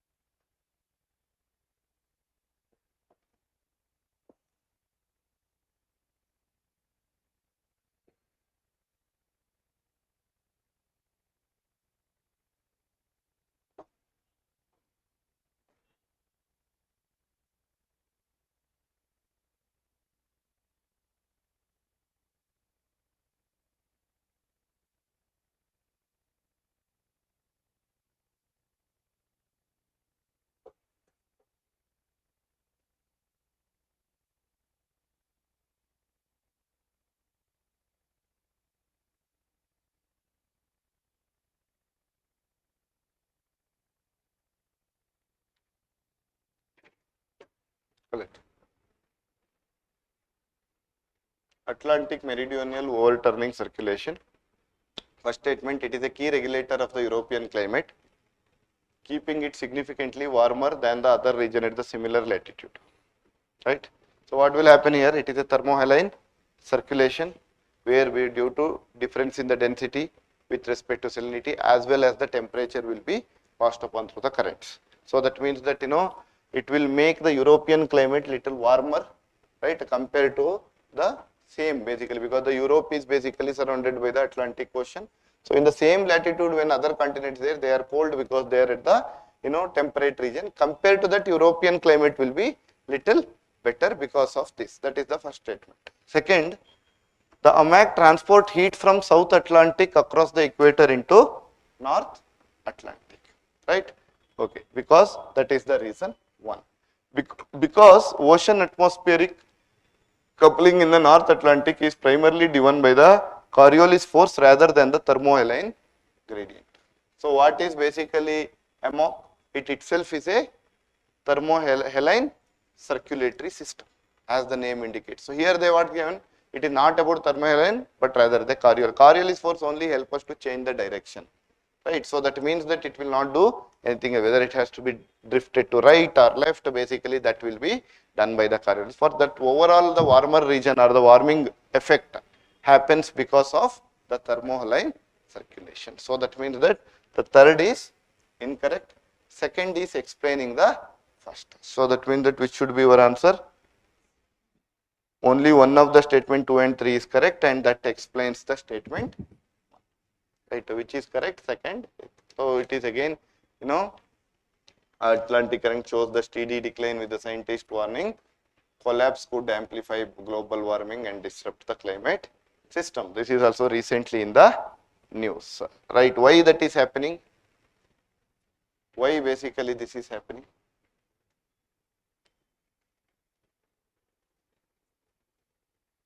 Is it, yes, global warming? What is happening because of global warming?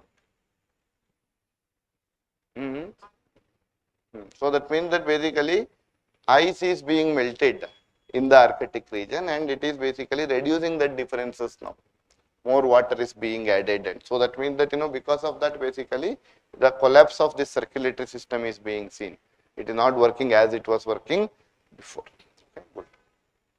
It is called Arctic amplification. Okay. With respect to term thirst wave, okay, which of the following best describes it?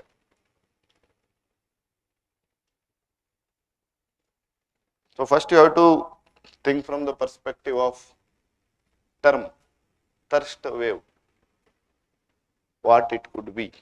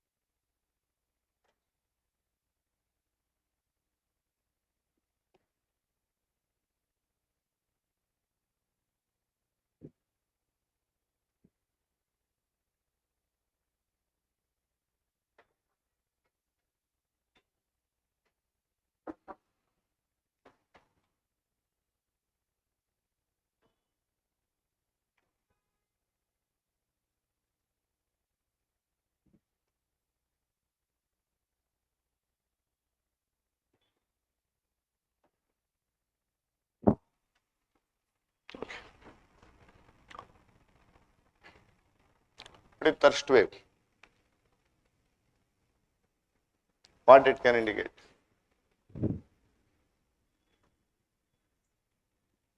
See, a prolonged deficit in the precipitation resulting in the depletion of soil moisture. A condition where increased wind activity accelerates the surface moisture loss. A phase of elevated temperature combined in the reduction of humidity leading to dry condition.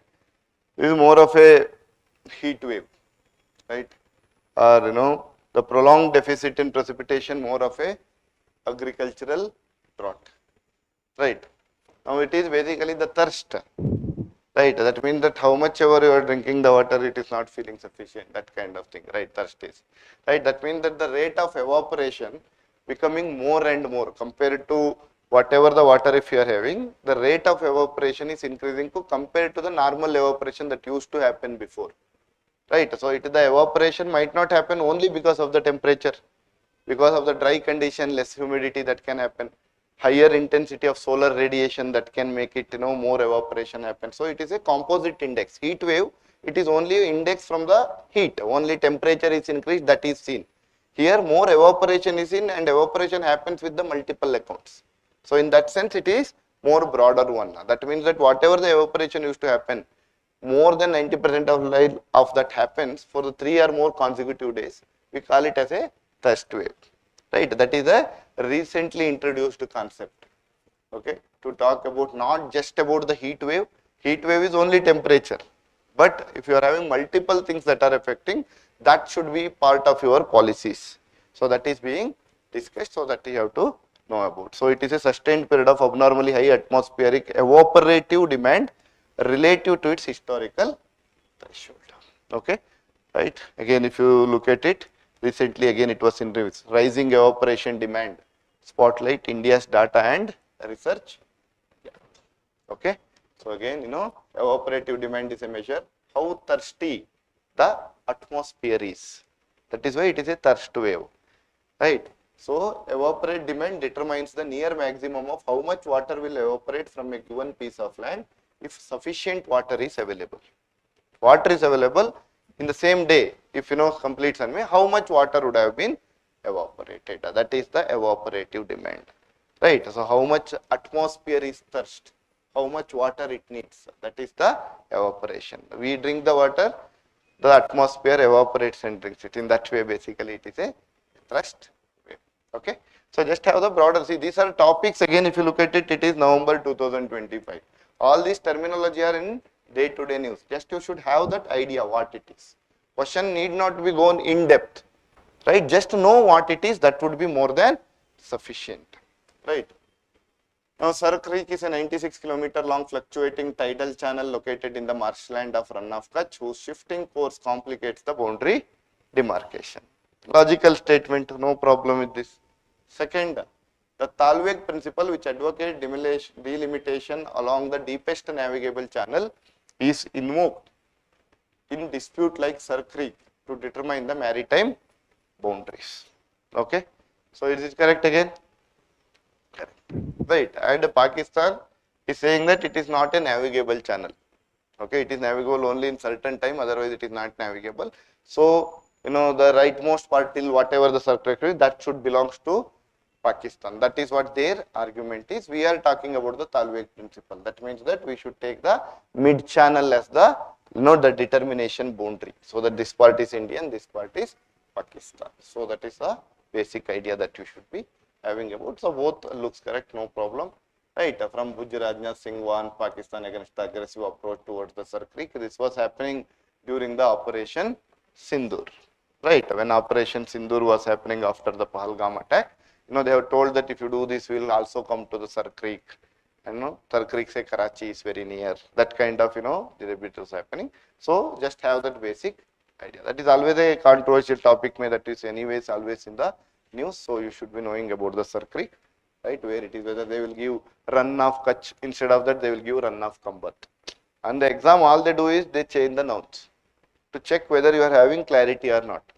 Right, a greater Rann of Kutch, little Rann of Kutch. Right, so they will be asking. Similarly, there is a national park, right, there in the Rann of. So they will, that is wild as sanctuary may, that is famous for. Then they will interchange this, that it will be here in the little Rann of Kutch rather than giving it in a greater Rann of Kutch. So whenever you are having similar things, you should have the complete clarity towards such things, right?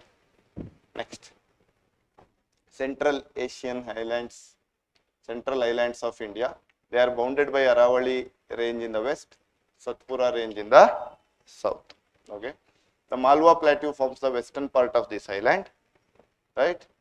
So characterized by basaltic rigor soil. Okay, next, most of the river in this region, such as Chambal and Ken, are consequent rivers, right? The region serves as a major watershed between Ganga drainage system and the peninsular drainage system. Right, now one by one, if you want to think, bounded by Aravali in the west, Satpura region in the south, that is okay. So that means that one should be there, either these three. Then Malwa Plateau, part of the western, and it is characterized by basaltic rigor soil is fine, right? So that means that two should be there, this or this. Okay, that means that automatically 3 and 4 may have to see. 4 is common in both, 4 has to be correct. Now look at the 3. Most of the river in this region, Chambal and Ken, which are basically tributaries of Yamuna, are consequent rivers. What is consequent? What is subsequent? What is antecedent? Drainage pattern. Consequent means it is just flowing the slope. Whatever the slope is there, that slope only it will go. For example, your Krishna river, Kaveri river, how it will go basically, Godavari river. We are having a slant like this. So it will rise in the western Ghats, flow towards the eastern Ghats. So because they are just follow the slope, that is called consequent, right? Usually the tributaries, rather than consequent, they will be subsequent. What is subsequent? Subsequent also will flow the slope itself, but wherever weak structure is there, let's say here this is the slope, but somewhere here there is a way where it can further go, so it will change its direction and go there. So that means that weak structural area where it can be seen, that will also it will go. So it is not consequent means only slope. The subsequent means it will start going through the weak structural area. That's usually the tributaries in this jungle lemona are subsequent in river drainage pattern. Antecedent means what? It is going against the slope. That is antecedent, right? So antecedent is going against the slope. It will have the trough and go there. So that you should be having. So that is a too detailed kind of question. I don't think, you should expect this kind of detailing, whether they're subsequent or consequent, which I personally feel that, this question you don't need to worry. You don't need to mug up next tomorrow all the river, whether they're consequent, subsequent. Just know the drainage pattern and famous example. That's it. Right? If it is basically, radial drainage, just have one or two example to it. Similarly dendritic pattern, then you have the example to it, one or two. So drainage pattern ke liye you have it, one or two example, but don't try to remember every pattern. That is something too detailing, it is fine. Okay, and consequent and subsequent also it is debatable, right? Because it will go through the slope only, but along with that it will use the weak structural area. So I cannot say that subsequent rivers are not consequent in that sense. So that is more technical. UPSC will not ask such questions, so don't need to worry. But overall, understand the topic from the overall broader perspective. It's fine. Northeastern India experience higher intensity of chemical weathering compared to northwestern India, where chemical weathering will be more, where water is more. Northeastern India have more water, so more chemical weatherings that can be seen, right? Because high precipitation and temperature in northeast accelerate the leaching of silica, leaving behind aluminum and iron rich solids. So the laterite solid, you know that how the laterite solid may leaching is the main problem. So it explains it. Because presence of Shillong plateau act as a barrier that enhances the orographic effect on the chemical disintegration. So that is more rainfall will come because of the, and so because more rainfall, again the second and three are correct. The second is high precipitation. The third is telling why high precipitation. Why high precipitation? There is a orographic rainfall that will come. Because of that, you know that Cherrapunji, Mawsynram, they are having the wettest places on the earth, right? So because of this effect, right? So that means that both 2 and 3 are also correct. Both of them explains the, so it is very straightforward question. With reference to Himalayan frontal fault, it marks the boundary between sub-Himalaya Shivalics and Indo-Gangetic plain.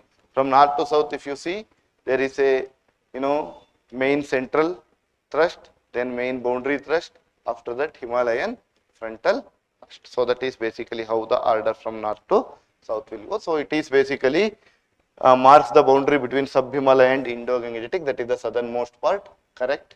Since it is the southernmost part, it is the youngest and more technically active, right? Thrust fault in the Himalayan system, correct? It represents the zone where Indian plate is currently undergoing under thrusting beneath the Eurasian plate. That's also fine. It is characterized by absence of significant seismic gaps, making it less prone to major earthquake. Correct or wrong? They are not saying that there is no seismic activity. Seismic gaps is less. Seismic gap means earthquake happen now. After many a day, again after 2-3 years one may time happen. Or 10 years after, again one more will happen. So it is not that there will be seismic gaps. Earthquake gap is there. That is what they are saying. That is why it is less prone to earthquakes. Right, less prone to major earthquake. Minor earthquake will be keep happening, but there is no major earthquake. Now think about it from the recent current affairs. Have you recently seen any earthquake in basically that region, Himalayan region? It is that that means the Tibet, or you can go through Myanmar. Right, recently I have seen the high earthquake in the Tibet and Myanmar also. These are all indication that it is not the seismic gap is always there. That is why whenever that this earthquake will happen, they will be major earthquake. So that means that this absence of significant seismic gap is something incorrect. There will be, it is the presence of the seismic gap, because of which major earthquake will be keep happening. So that means that 4th is incorrect, only 3 are correct. Okay, again thousands of homes destroyed. So you can see that earthquake was there in Myanmar as well as Tibet. So have the broader idea, right? Oyashio current, Labrador current, Falkland current, Benguela current. Okay, how many of above are eastern boundary currents that contribute to the formation of coastal deserts? Think about it and tell me. Benguela, correct. See, think about Labrador, where it comes. Is there a desert that is happening because of that? That you have to think. Right? Don't think just cold current. All of them are cold current. Right? Now cold current can happen, in the tropical region. It depends whether it is a eastern boundary or a western boundary.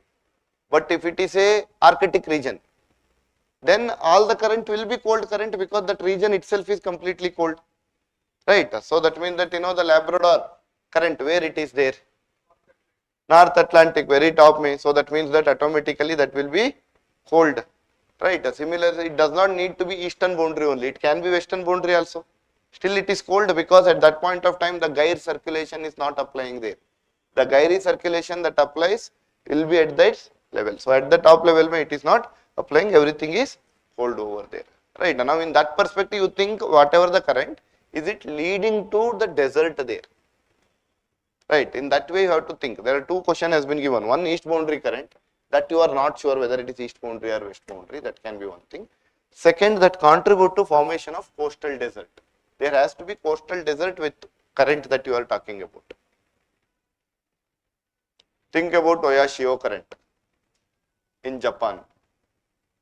Is there a coastal desert over there? No. Right? So that means that Labrador current. No. All these are west boundary currents, not in the east boundary. One. Second, even though they are east boundary or west boundary, that keep it aside also, they are not having any coastal desert. Similarly, Falkland, that in the Argentina bottom that you have seen, there also there is no desert formation is happening. So in the Benguela current, yes, right. So you can think about it, right. Then California current you can think about, right. Sonaway or Mojave desert that you can think about. Peru or Humboldt current, Atacama desert you can think about, right. Then which current? Benguela leads to which desert? Namib desert, right. Then which will lead to Sahara desert? Canary current, right. So those are the east boundary current which will lead to desert. So have that idea, right. Now if you look at it, all these are in the country wise, these are western one, Labrador, Oyashi, right. They are west boundary current rather than east boundary, that is one. Irrespective of that also, they are not leading to any coastal desert. That is the second thing. Falkland has not shown here, it will be somewhere here. Okay. But you can see Benguela current leading to Namib desert, which is in the eastern boundary coast. Okay. Next.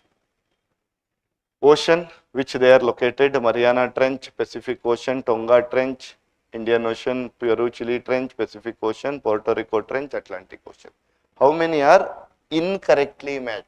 This you have to see in the question. You should not miss that. Correctly met or incorrectly matched. Right. Mariana Trench, Pacific Ocean, correct?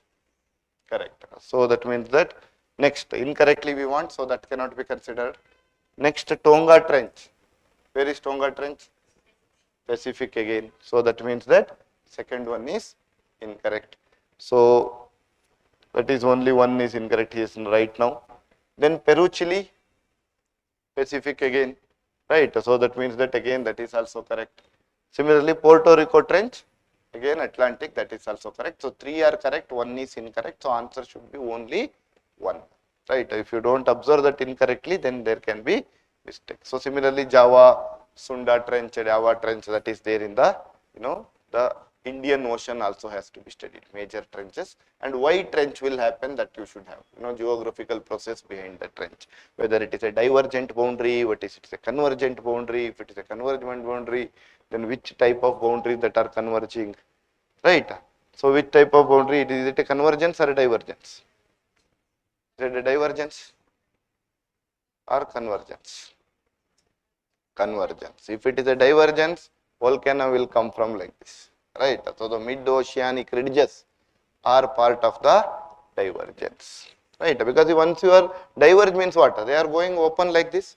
So whatever there from volcano, that will come, right. That is how basically the volcanic mid-oceanic ridges will happen. The Atlantic mid-oceanic ridges is because of the this thing, right? So you have that broader understanding, right? So whenever you are thinking of it, right? If I am talking about, mountain forming and this thing, so how it will work? For example, you think about this piece of paper, right? So if I am talking about, convergent boundary, two boundaries are coming. So as I move it like this, facing one each other, what will happen? Fold mountain, right? Because one, they are elastic in nature. Since I push them, both will start folding, right? But you think about this pen. If I start pushing, then what will happen? Will it fold? Because there is no elasticity, it will break. One will go like this, one will come like this. What type of mountain that will have? Reverse faults, right? That we are talking about. Similarly, if you think that this is a paper which I am having a divergence, that is that one force is going this side, one force is going this side. So if I tear it like this, what will happen? Block, this part will act as a mountain, whatever the gap, that act as a valley now. So that means that this part is a block mountain, that means that it is not having a V shape like this, it is just having a flat mountain, because this has separated, that's it. This paper has separated, created a value over there, and then this will happen. So that means that the divergence boundaries will lead to block mountains, right? Similarly, if you want to be trench, whichever is basically lesser one, the density, that will be submerged, and that will lead to trench, right? So that, that is, it can be oceanic convergence or oceanic continental convergence. In that case, basically what can happen? The trenches can happen, right? Similarly, whenever I am talking about, the fold mountains, right? Converge about one about other, right? Now what will happen if you look at about Himalayas, right? Which both are continental, since it is continental, they are having a higher density, one will go above the other. So that is why in that region you don't have a volcanoes, because there is no space to come for the volcanoes. So when you are converging them, they are closing it off. If you are diverging them, then volcano have a space to come out. But if you are converging them, one will go over the other. So automatically volcano, even though it is there, it cannot reach the earth. That is why you can see there is an absence of volcanoes in the Himalayan region, but there will be multiple earthquakes, because when this combination will happen, the plates will.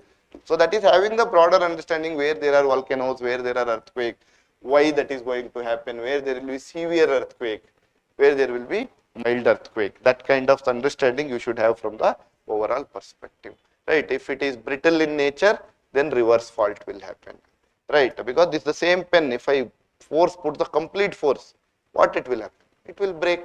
It will break, one will go like this, half part of the pen will come like this. So escarpment will get, sharp edges, right? But if it is a paper, then it is a proper fold mountain, right? The same force has been put, then it is a symmetric fold mountain. One type I put more pressure, one I don't put pressure. One will be more steeper, another will be less steeper, a symmetric fold mountain. Just have that visualization, then job is done. That's it. All right. Okay, anyways, now we will not discuss that part now. Right, okay. Right, then fjords, consider the following statement. They are formed primarily by fluvial erosion followed by marine transgression. Right. Second, the shallow threshold at their mouth is a result of tectonic uplift rather than glacial deposition. Now they are predominantly found in low latitude region associated with the intense chemical weathering. Where do you find fjords? Which region, which country may you think? Norway? Okay, so Norway may there are fjords. So Norway means, now you think about Norway, what you will eliminate? Let's say you know that fjords in Norway, what you are going to eliminate?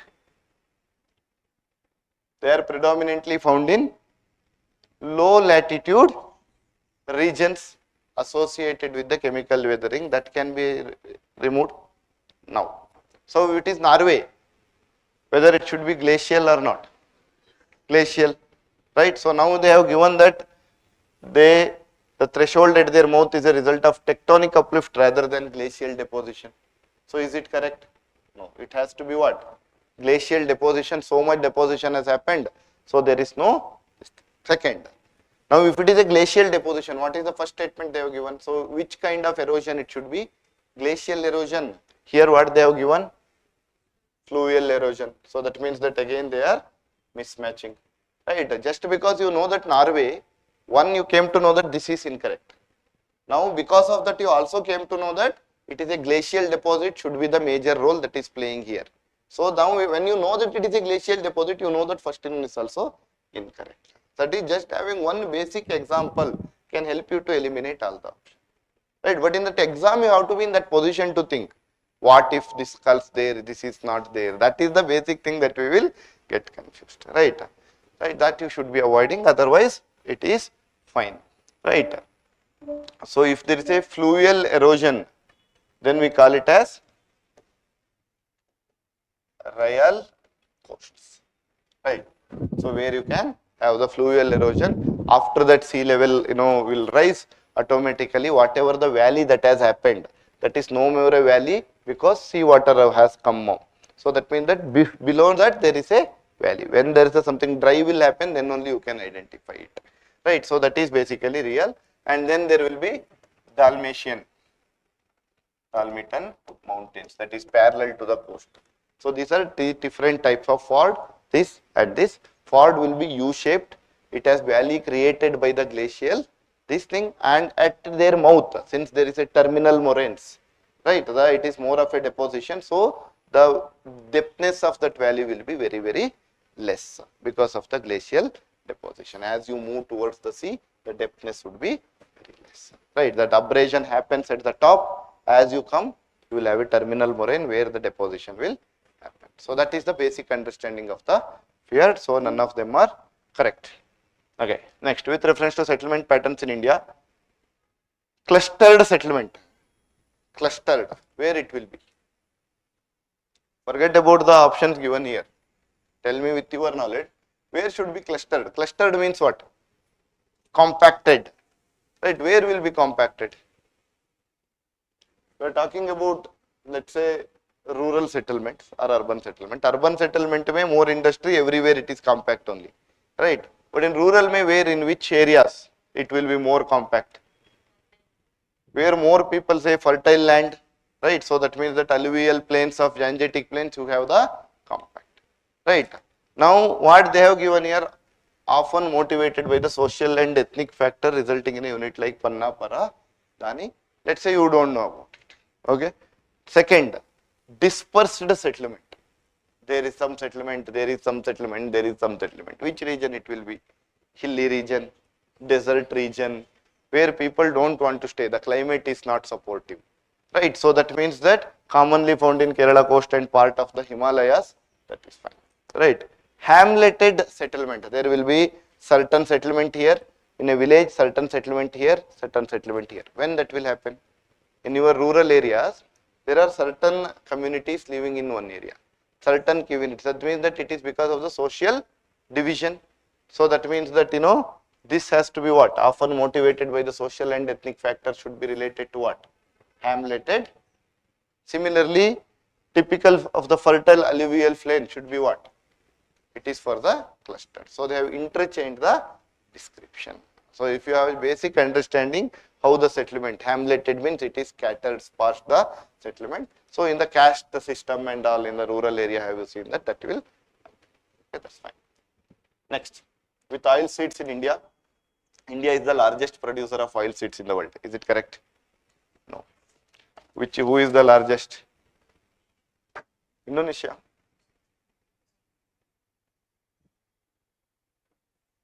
It is Brazil, I think. Right? India is the 5th largest. Right? So, 1. Groundnut is a kharif crop. Okay? Correct? Correct. But it can also grown as a rabi crop in South India. Can it be? Yes. Right. So that means that second is correct. So in your exam, what you have to do? One is, let's say if you don't know one also, see there are two things that you always have to understand. In the exam, it is not that you should be knowing everything in the first place. Okay. So if I don't know whether it is largest producer or not right now, one, whether it is an individual crop, whether it is a combination of crop you are talking about. If it is a combination, then it means that in maybe sunflower you might not have, in rapeseed and mustard you might not have this thing. So overall also there can be a confusion, right? But if it is rice, wheat, individual crop, then there is a high chance that you can be a largest producer. That is one thing. Second, groundnut is a kharif crop, but it can grow in some region. If that condition has been met, then it can be done. So that is okay. So that means that if I don't know the first one, don't say that it is correct. I don't know. I will keep it aside. But what you know, second is 100% correct. Right. So that means that second has to be there. They have given it for every option. But let's say it will not be now. Mustard and rapeseed are primarily grown in the humid region. Are they kharif crop or a rabi crop? Mustard and rapeseed. Rabi crop. Okay. Majorly they are rabi crop. That means that will they do it in a humid climates of West Bengal and Odisha? No. So that is again incorrect. So that means that 3 has to be incorrect. This is gone. This is gone. Okay. Now that means that 4 has to be automatically correct. What is 4? National Mission on Edible Oils, oil palm. Where is oil palm is grown? Major in the world, if you think about. These days where they are growing? Indonesia, that region. So that means that they have to be, more with respect to what? Which kind of climate you need? More tropical, humid climate, right? That you can think of. Now they are telling that National Mission on Edible Oils, oil palm ke liye, that whatever that mission is there, that aims to increase the area under palm in the northeast region and Andaman and Nicobar. Will it have the similar climate of Indonesia? So that means that if that is the largest producer, so these regions will also support the growth of the oil palms. So that means that automatically I can say that this could have been added there, not a problem, right? So automatically 4th will become correct. So 4th anyways is correct because you have told that 3 is incorrect. Automatically 4th is correct. But if you think logically also, how to think about it, right? Where it will grow, whether it will match that climatic region. If it is matching, then it could have been added over there. So automatically 4 is correct. Now India is not largest producer of oilseed. It is the Brazil, I think, right? That is the largest producer of the oilseeds. Okay. Now recently again, there was an article in the PIB also, right? A National Mission on Edible Oils. So they were told, basics things about that has been given. You can just go through it. So that means that what I am saying is that is they are strengthening how India's edible oil ecosystem. So in the PIB also that articles are covering about the oil seed. So you should be knowing about different type of oil seed, which state, which is kharif, which is rabi, which can be grown in both kharif and rabi. That kind of basically some basic information you need. But you don't need exactly this is the climate required, this is the temperature required, this is basically precipitation this much required. That detailing is not required. Overall rabi or kharif, then overall understanding of it, which region, which state is largest producer of certain things, right? Next, with reference to sweet and sour crude oil, right? Now sweet crude oil means what? And sour crude oil means what? So which one you prefer, sour or sweet? Well, depending on my health, right? If I am more diet concerned, then I would like to have, sour only, not sweet, not that way. But in general, when the terminology is kept, which is basically more, with the positive one, which is more of the problematic one, sweet and sour. So that means that sweet should be something more positive. Sour should be something with the issues that you should be knowing in the exam. Right? So now we are reading sweet crude oil is relatively low sulfur content, okay, and generally easier and less costly to refine into fuel such as petrol and diesel. So that is why they are sweet. Okay. Sour crude oil is basically high sulfur content. More sulfur content, it is more stingy, right? Requires additional processing to reduce pollution risk, prevent corrosion in refining. Are they matching with their definition and the word terminological meaning? Yes. So that means that both are correct. Then there are other category also, light and mild, heavy, right? That is on the API category mein that they will see. That is through density they will see, right? A light is basically Western Texas Intermediate. That is basically light, right? Similarly, if you are having Brenton on the North Sea, that is basically you have the Breton what that you see, that is also basically Britain crude oil, whatever in the crude oil information they will give about that Britain crude oil. So the Britain crude oil is something that is available in the North Sea, that is also basically light one. Light one means easy to transport, it is, you know, fuel and all can be easily get it, you know. And similarly, if it is heavy means lot of processing has to be done, right? So that is not at the bottom you will get, it will not have the better quality, right? So like that they will categorize it light and heavy also, sweet and sour also. Sweet means basically more less of the sulfur content, less than the 0.5% of sulfur, okay? So if it is more than 0.5% of the sulfur in that, we call it as a sour, okay? So, okay. Now, with respect to Pantanal wetland often mentioned in the news, consider the following statement. Okay. It is the world's largest tropical wetland area. Again, Pantanal land has been asked last year, right? So, you should be knowing about it. It is the world's largest tropical wetland area. Yes. Okay. Where is it located? It is located mostly in Brazil, but extend to Bolivia and Paraguay. Yes. It is primarily fed by the Orinoco River system. Where this Orinoco River system will come? Venezuela and Colombia, right? It is northern part, so it is not related to that. It is a Paraguay River, right? That is mostly feeding the, the wetland system. So the 3 is incorrect, right? First one is fine, second one is fine. So answer should be 1 and 2, right? Also study about different type of Pantanal wetland, because here the wildfire has been increased more.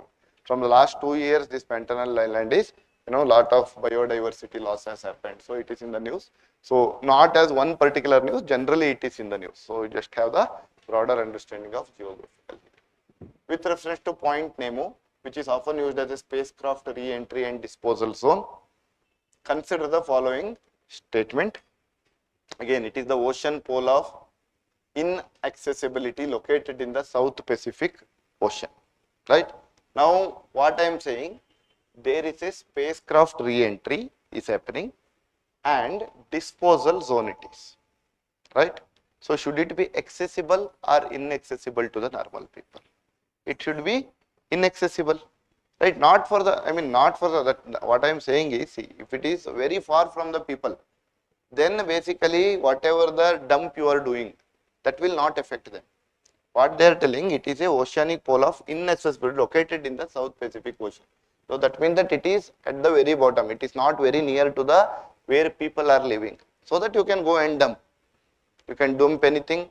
It can re-entry. So there is no problem with the biodiversity also. It is very far in the Southern Pacific Ocean. Right. That is the whole point I am talking about. Right. So that means that if you want to dump something, for example, waste disposal you want to do, where it will be done? Within the region of the city, or it will be far away from the city? Far away from the city. That way basically you have to think, because it is a dumping ground for the spacecraft, right? So in that way I am talking. So it is biologically nutrient rich. If it is nutrient rich, will they allow it as a disposal zone? Right. So what I am saying is, whenever you are thinking from here, from there you are started thinking, okay, if that is the case, then if it is a diverse range of deep sea coral, will they allow to dump the space? These are contradicting in nature. Getting my point? What is the contradicting? In the exam hall, you have to start thinking it should be inaccessible region, somewhere far away I have to go and throw. If it is coral rich region, very diverse species, will the environmentalist allow will to do it? No, because that will have the overall effect on the system. That means that if this is correct, then this cannot be correct.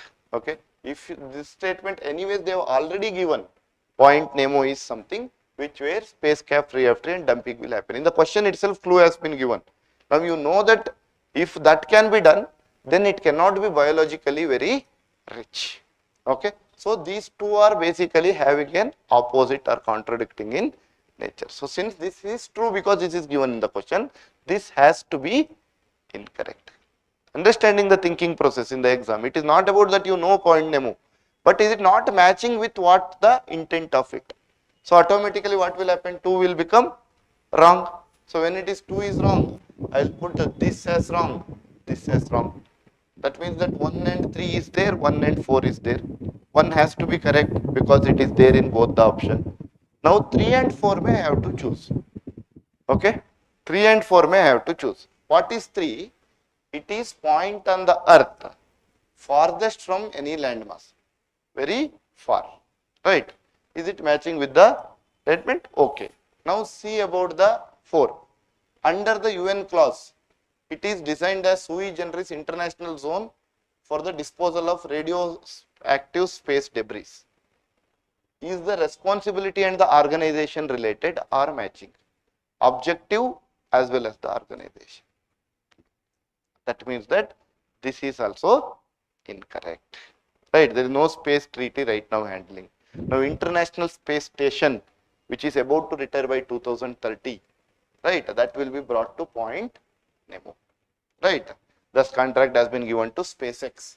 Right, Elon Musk's SpaceX is there, that has been given the contract. Right, so that means that answer should be 1 and 3. You are getting my point? How to get the logic? Answer may anyways that will be given in your synopsis. But how to think in the examination, or what is the basic clue you will get from there where you are trying to get the answer. Alright. Now, again if you look at it, recently again it was in the news again, meet Point Nemo, where the International Space Station will die in 2030. Okay.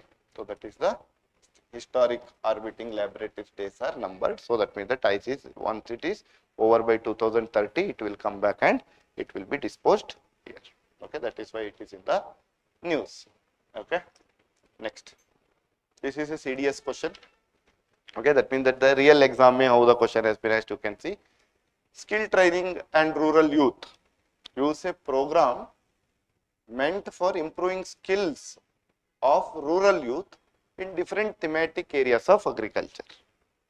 Is there any problem? Is it matching with the idea, scheme name and objective? Okay, first one is correct. Then what will you do? When 1 is correct, you will put all this. 3 only is incorrect, 2 and 3 is incorrect. That means that either answer can be 1 and 2 or answer can be 1, 2 and 3. So what is basically 2? Deen Dayal Antyodaya Yojana National Rural Livelihood Mission focuses on creating income generation opportunity for self-help group women. General statement? Fine. So that means that 2 has to be anyways there, right? So now 3 is there or not, you have to see. What is 3? Startup Village Entrepreneurship Program.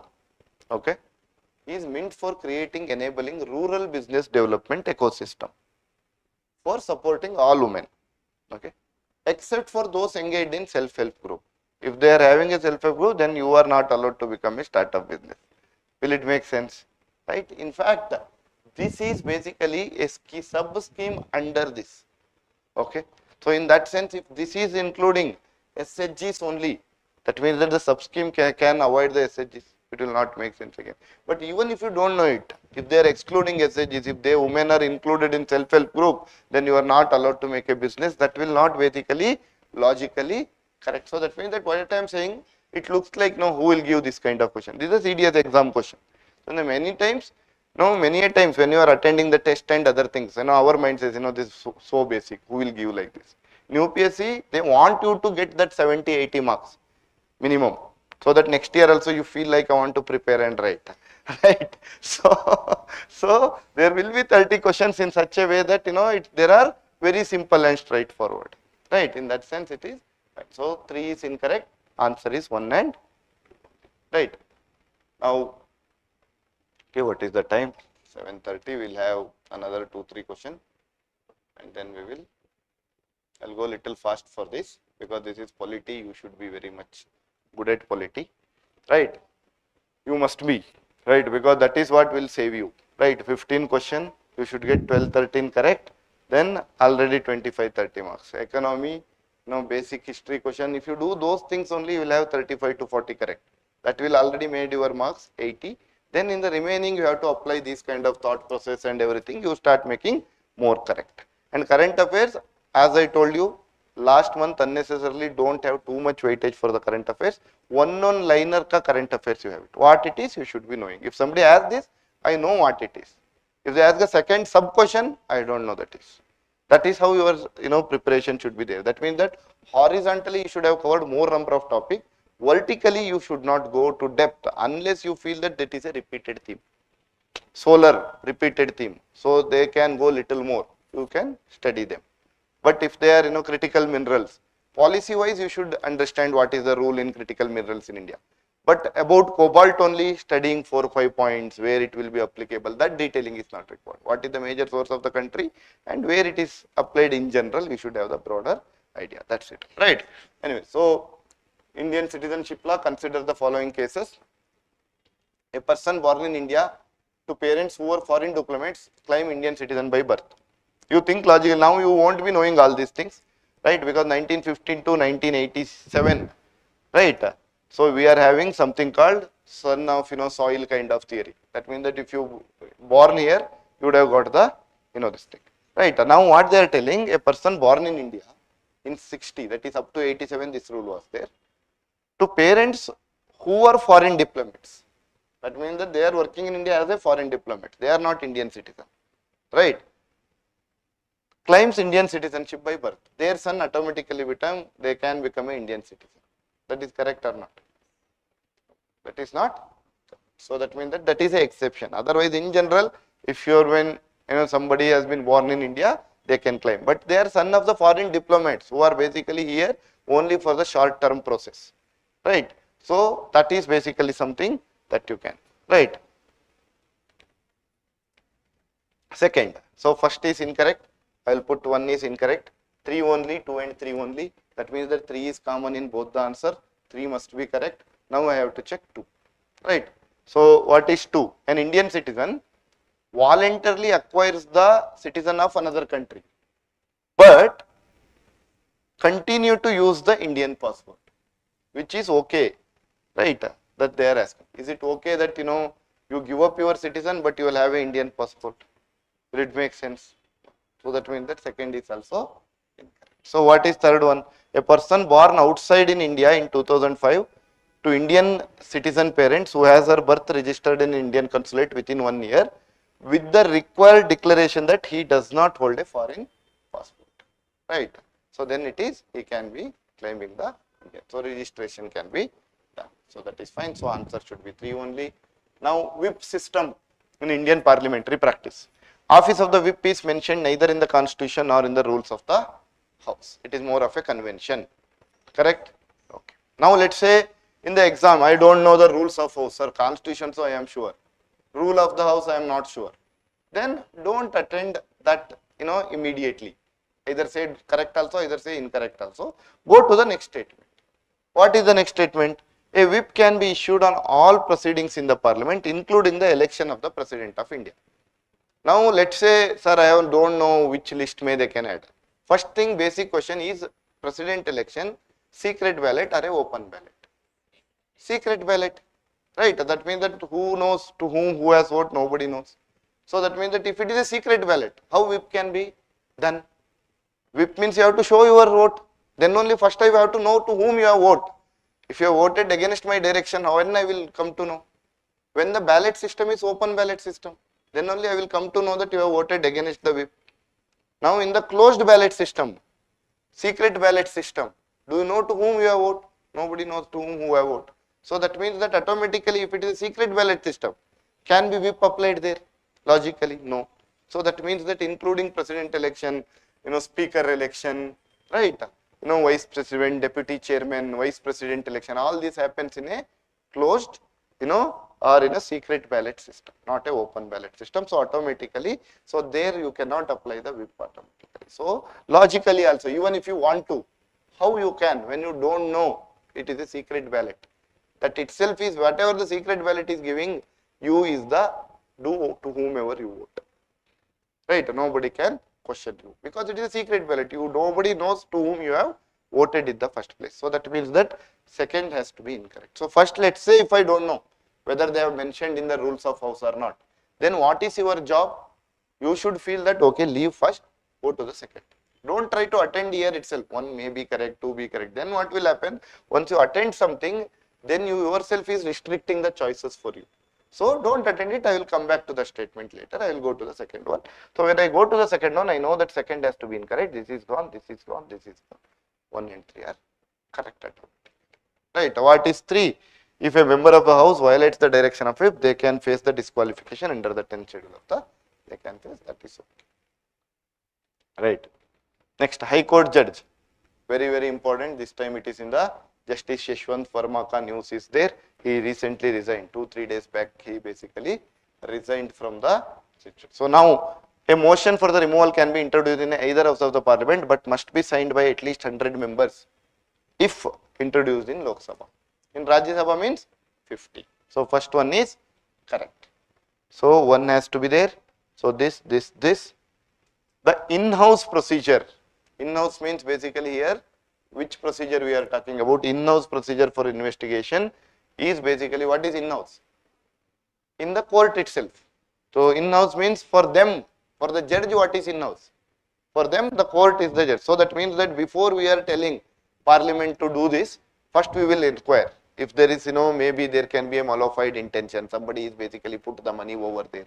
We will do that inquiry and then we will tell, to do whatever that he wants to do. We can transfer him, we will tell him to get down, whatever. If you don't agree, then we will tell the parliament to do your own course of time, because they want their, respect also to be maintained, so they can conduct an in-house inquiry. If they want, they can conduct. If they don't want, if it is something open, then they don't want, they cannot conduct it. So is in-house, investigation mandatory or not? In-house means the judges will inquire about the same judge. Is it a mandatory, or it is if they want to make sure whether something is wrong or not? Is it a mandatory? They have to inquire themselves? No. So that means that if it is not mandatory, then, against the judge is a statutory process established by a Judge Act. If it was a statutory process, then it become a mandatory, right? If they are doing it on their own, just to make sure that whether the removal should happen or not, then we will tell. Then it is a voluntary process. If it is a voluntary, then it cannot be given under Act. It is given under Act, it will become mandatory. Getting my point? So these basic things, if you can understand it, automatically you will say that yes. So that means that should it be a statutory then?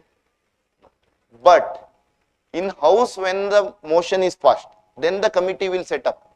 They will inquire. Is that a mandatory or not? Mandatory. That means that if it is a mandatory, it should have been given by some act. Right? So that means that it is a statutory. The inquiry that is happening with the 3-member committee within either house of the parliament, whatever that will happen, that comes under the Judiciary Inquiry Act. But in-house means, for when we are talking in-house, for whom we are talking? For a judge, for him what is the in-house? The judiciary court itself will make first level of inquiry, so that they themselves can be solved it basically, right? So that is not a mandatory one. That means that itself indicates that it is not a, coming given under the act. Getting my point? So that means that this becomes incorrect. So when 2 is incorrect, 1 is correct, 2 is incorrect, this is gone, this is gone, this is gone, answer is 1 and 3. What is that? President can issue the removal of order only after the motion passed by the president, supported by a special majority, has been presented to him in the same session. Okay. Now Justice Yashwant Verma resigned amid the parliament. So this is April 10th ka news. So very recent news. So this year you can expect this kind of question, right? Next. Okay. Electoral trust. Okay. Now electoral bonds has been made as null and void. So but there are trusts who can collect the money on behalf of political party and then give it to political party, right? So they are non-profit companies. They are not here to make the profit, but rather collect the money and give it to the company. So are they non-profit companies? Make sense? Okay. Under the section 8 of the Company Act, specifically for receiving and distributing voluntary contribution to political parties. Right. Now see, in the exam, what they will not give the changes, section 8 ko they will not make section 9 of the Company Act. Here they are not checking. What is the focus of this? Whether it is a profit company, one, and what is their objective specifically to receive the money and giving it back. So they are checking the objective rather than the legality of it. So in the exam, just section 8 is there. You start thinking about, I am not sure about whether section 8 or 18 or 28. That is not where that is being checked. They are being checked here, what is its objective. If they wanted to ask only that, it is a non-profit company established under Section 8 of the Company Act 2013, then they will give full stop. That means that is my focus of the question. If they have added something more, so that is just come as a reference, but that is not the focus being checked. Okay, so automatically, specifically for receiving and distributing voluntary contribution to political parties. Okay, so electoral trust can accept contribution from foreign citizen and foreign entities provided they have a valid PAN card. Just because they have a valid PAN card, you can collect from any of the foreign company and foreign citizen. That is correct? No. So automatically that is incorrect. Right? So that means that according to the electoral trust scheme, a trust must distribute at least 95% of the total contribution received in a financial year to the eligible political party. Since it is non-profit, they don't pay the taxes in the first place. When they don't pay the taxes, they get the money. If they don't distribute, then they have to pay the tax because they are getting the money. So what they will do within that 1 year itself, whatever that financial year, whatever the money that comes, 95% of that will be given to the political party, respected political party. Here it is not anonymous, everybody's detail will be there. They will give the detail to election commission every year, who gave party, what is his number, everything will be given. Okay, so it is right. Next, renaming a state in India. Which state has been got the approval to rename its state? Kerala, from Kerala to Keralam. Right. So that means that a bill for renaming a state can be introduced in either of the parliament only on the prior recommendation of the president. Correct? Yes. Next, president must refer the bill to the concerned state legislature for expressing its view within a specified time. Correct? Correct. Now, parliament is legally bound to accept the views or amendments suggested by the state legislature before passing the bill. Is it correct? We have a what system? Quasi-federal system with a strong unitary, right, bias. That means that center is always strong. They are just asking, right, to give your opinion. Is opinion binding? No. So if that is binding, right, then no state will tell that it has to be divided. Andhra Pradesh never would have been told that it has to be divided into Andhra Pradesh and Telangana. Bihar would not have told that it would have been divided to Bihar and Jharkhand. So that means that automatically that will not going to happen. So automatically this is gone. Right? Such a bill passed by a simple majority in the parliament not considered an amendment to the constitution under article 368. So that is correct. So that means that only 3 are correct. Again, just understand that why basically prior recommendation here it will come in where again prior recommendation of the president is required in Indian constitution, money bill. Right. So prior recommendation of the president, why it is required?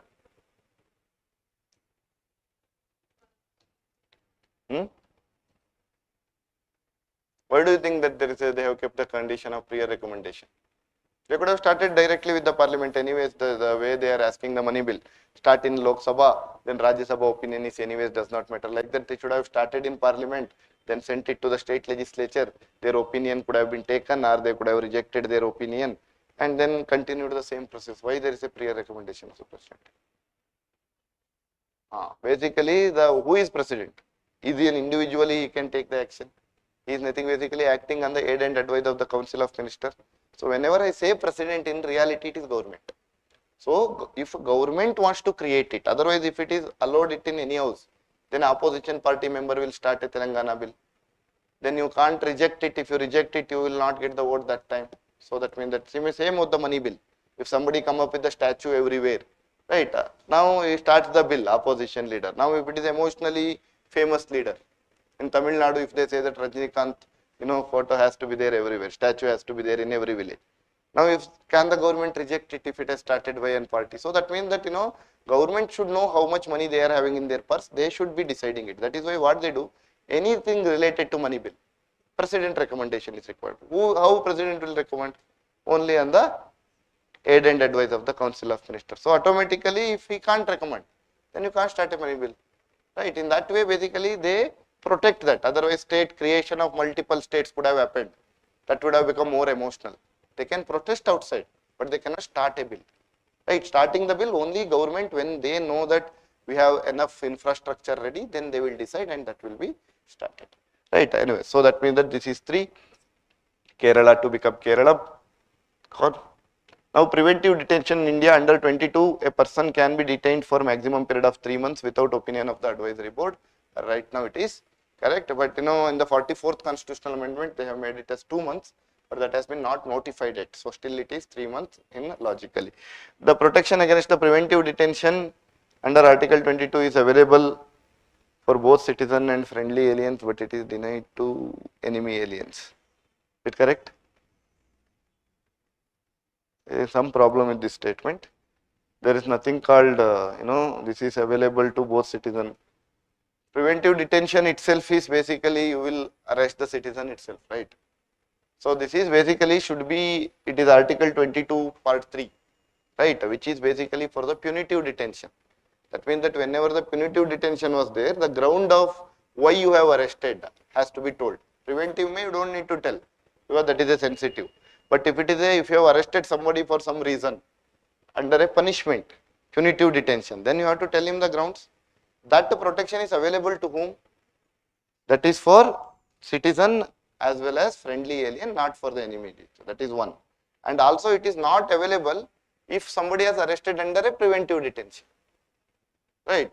So that is why, since it is not available to anybody, even if he has arrested in a preventive detention, you don't need to tell the reason.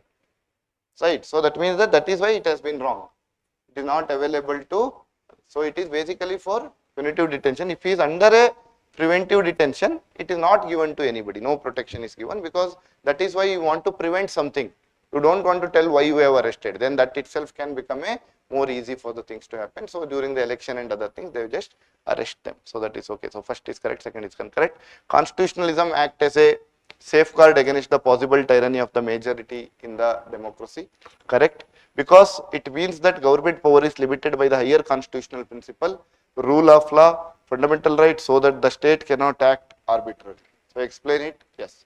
Because constitutionalism allows parliament to amend any part of the constitution by simple majority whenever it wants to reflect the current popular will. Is it correct?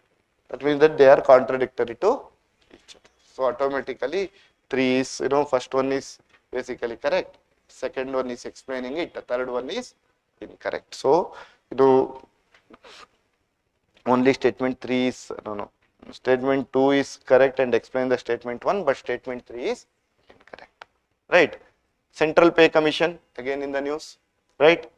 It is a statutory body established under Minimum Wages Act to periodically revise the salary structure of the central government employees. Is it correct? So now you imagine what is statutory body? It is permanent body, right? It will always be there. What is executive body? Whenever they want, they will set up it. Is the pay commission always available? Or you have heard that government recently appointed a pay commission? What you have heard about? Whenever the government salary wants to be increased, what they will do? Appoint a pay commission with the terms of reference. So whenever they want, they are appointing. That means that they are not permanently there. If it was permanently there under an act, it should have been permanently there. So that means that will not meet the logic. So it is an executive body set up whenever that is required. Right. So so that means that this is incorrect. So Minimum Wages Act is not associated with the Central Pay Commission. It is more about their minimum salary and other things at the up. So that is basically, so first one is incorrect. Recommendation made by Pay Commission are not legally binding on the government. Union Cabinet has the discretion to accept, modify or reject them. Right. Obviously here the democratic mandate is what requires. Right. The government is enjoying what? Democratic mandate. People have voted them. They are representative democracy, means they are representing us because we have voted them and told that you look after us. Now they have appointed a committee, right? And they are coming and telling you have to do this and you must do it. Will it really work? So that means that because the committee or the commission does not enjoy a democratic mandate. Whoever enjoys the democratic mandate, who will always have the higher power? Lok Sabha, directly elected, have higher power than the Rajya Sabha. Right, ministers and prime minister directly elected. That is why president is bound to be he is bound by the aid and advice of the government, because they are directly appointed by the people. President is indirectly elected by these MPs. Right. So that means that indirect election, whoever has come through the indirect election, somebody has come through the direct election. Who should be given more power?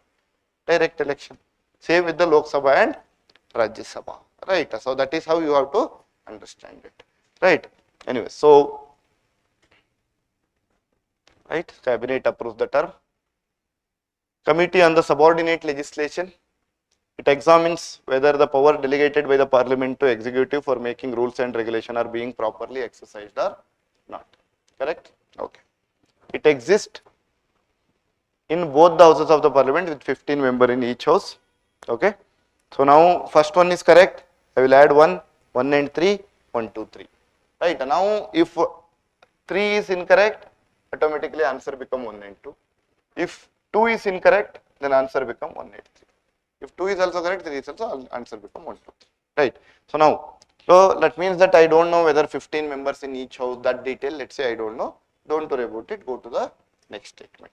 So what it can annul a law passed by the parliament if it finds delegated legislation to be excessive. Again, who is having enjoys the discretionary power to pass a law? Whose power it is? Parliament power. Now a committee appointed by the parliament can cancel something which is being done by the parliament itself. They can tell that there is a problem, but they themselves, your law is not correct, so I will cancel this law. That means that they are taking a judiciary power then. Right. So it is basically an executive that you are setting up. So this is a committee basically acting as an executive to look into this legislation. They cannot act as a judiciary. Then that separation of power will not be coming into the pitch place, and the other body that is been appointed by that parliament itself cannot tell something what parliament has done, because parliament may this bill has passed by overall majority. Committee may there will be 15 members. Can 15 members decide what these 540 members have already done with the 240 members in other thing? Can you do that? No. So that means that automatically it will not make a sense. So just have that broader understanding, will it really make sense or not? So automatically the third will become incorrect. So if third is incorrect, automatically answer is 1 and 2. But here don't worry, 15 members, both the houses, there can be lesser. You don't decide it. Whenever you are getting, you don't know about it, don't take a call. I will go to the next statement, I will see what makes more sense to me, and then I will come back. Right. So when you get the 3 incorrect, automatically answer become 1 and 2. Right. Oh. We'll finish polity and then we'll wind up. Okay. All right. Committee on the subordinate legislation we have done with. Then NALSA, right to free legal aid is a fundamental right guaranteed under 21, while promotion as a directive to the states provided under 39A. Right? Correct. Okay. Under the Legal Service Authority Act, all senior citizens are entitled to free legal service regardless of the income. Right? Is it correct? So automatically second is gone. Right? The Chief Justice of India serves as a patron in charge of NALSA. Right? While executive functions are headed by serving or retired judge of the Supreme Court. Okay. Now the victims of trafficking, members of scheduled caste, person in the custody are eligible for free legal aid irrespective of their financial status. Right. So that is fine. So that means that second is incorrect. So answer will be 3. Right. It empowers the central government, 69A of Information Technology Act. It empowers the central government to issue direction to block public access to any information online in the interest of sovereignty, integrity, security of the state. Correct? Okay. The Supreme Court in Shreya Singhal versus Union of case struck down the section 69A as unconstitutional for being violation of the right to freedom of speech. Now one who is doing, you think about it. First statement what it is saying, second statement what it is saying. First statement what it is saying, it empowers the central government to issue direction to block public access to any information online. Right? That means that if a movie has released, this movie has something very sensitive, so that has been left on the YouTube, then government can block that from the YouTube. They can remove it from the YouTube, not watching it. BBC documentary, if you remember, government has dropped it with respect to farmers' unrest and whatever happened. So that means that online in the interest of sovereignty, integrity, security of the state. Right. Now who is doing it? Government is doing it. Right. Now what is the second statement saying? Supreme Court in the Shreya Singhal versus Union of India case struck down the 69A as unconstitutional. Now whether you don't know whether it is 66A or 69A, that was 66A, but let's say I don't know 69A. Okay. But what is foreign being a violation of right to freedom of speech? That means that right to freedom of speech is right given to whom? Citizen.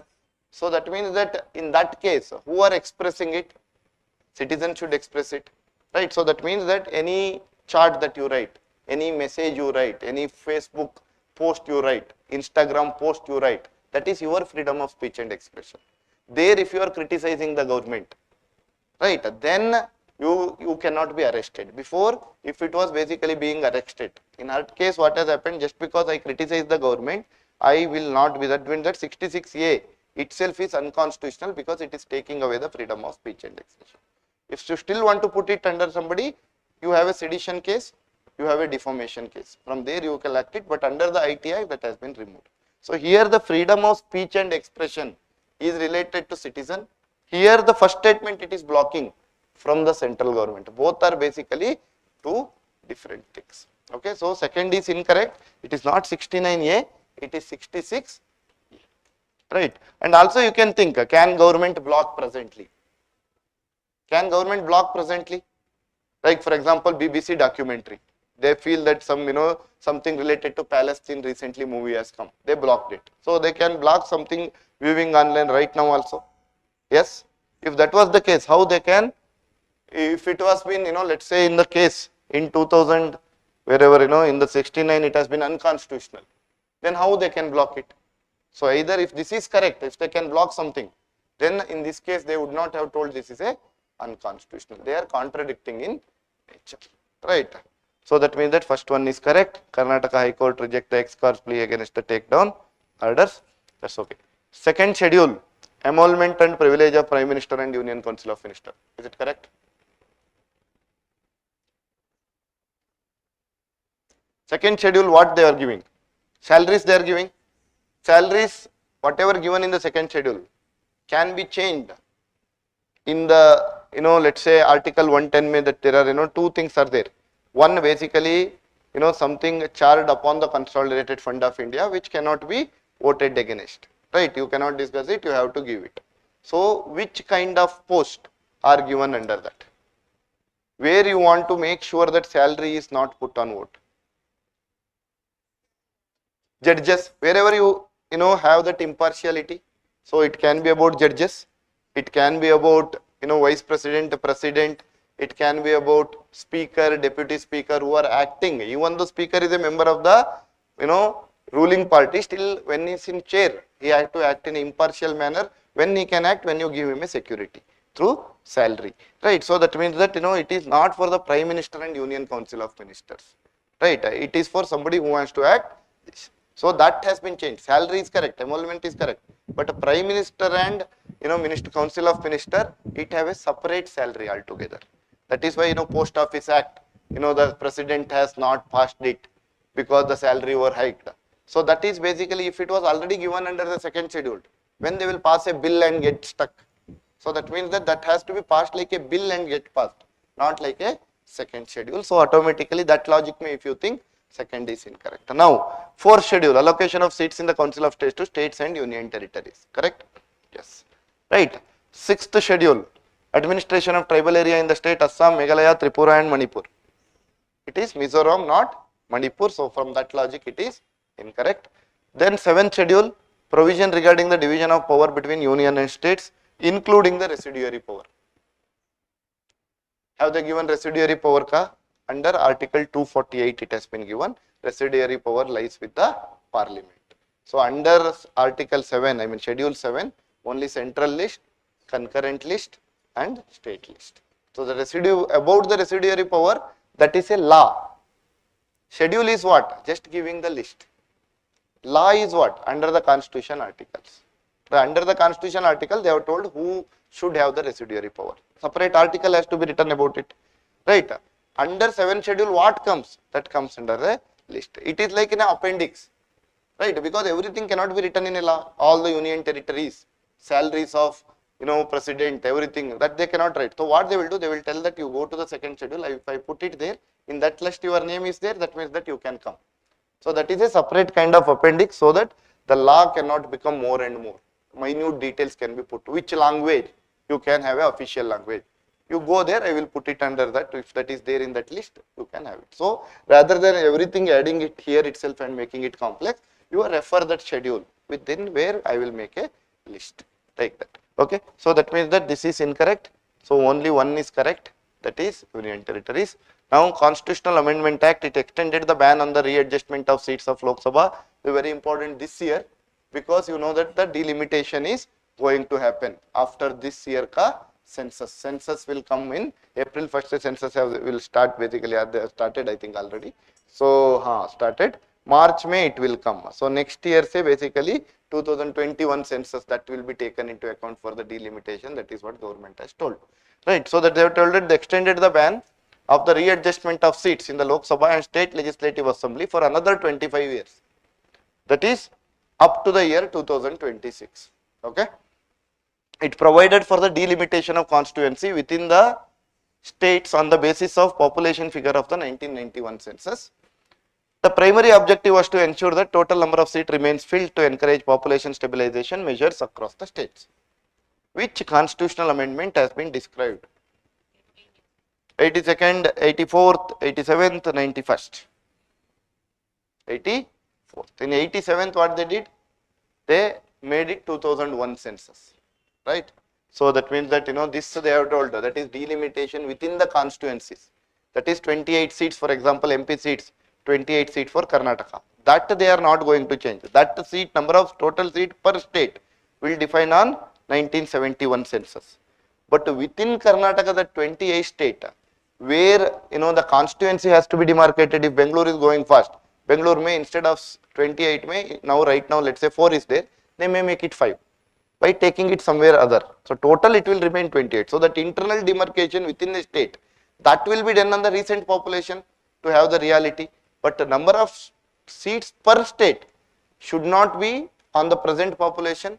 So it should be, otherwise those states who have reduced their population, they will be at loss. So in that reason, that they have kept it at 1971, but internal adjustment of the constituencies has kept to the recent one. So that is why it is in the news. Now that is one thing. Now you see, in the exam, let's say if I give this question, if I don't know which act, I have not studied it, I have gone there.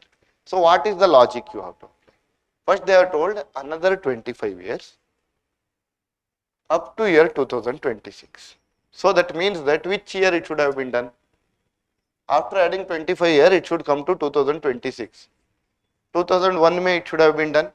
So this act, if you look at the acts here, there is only one act which is having 2001.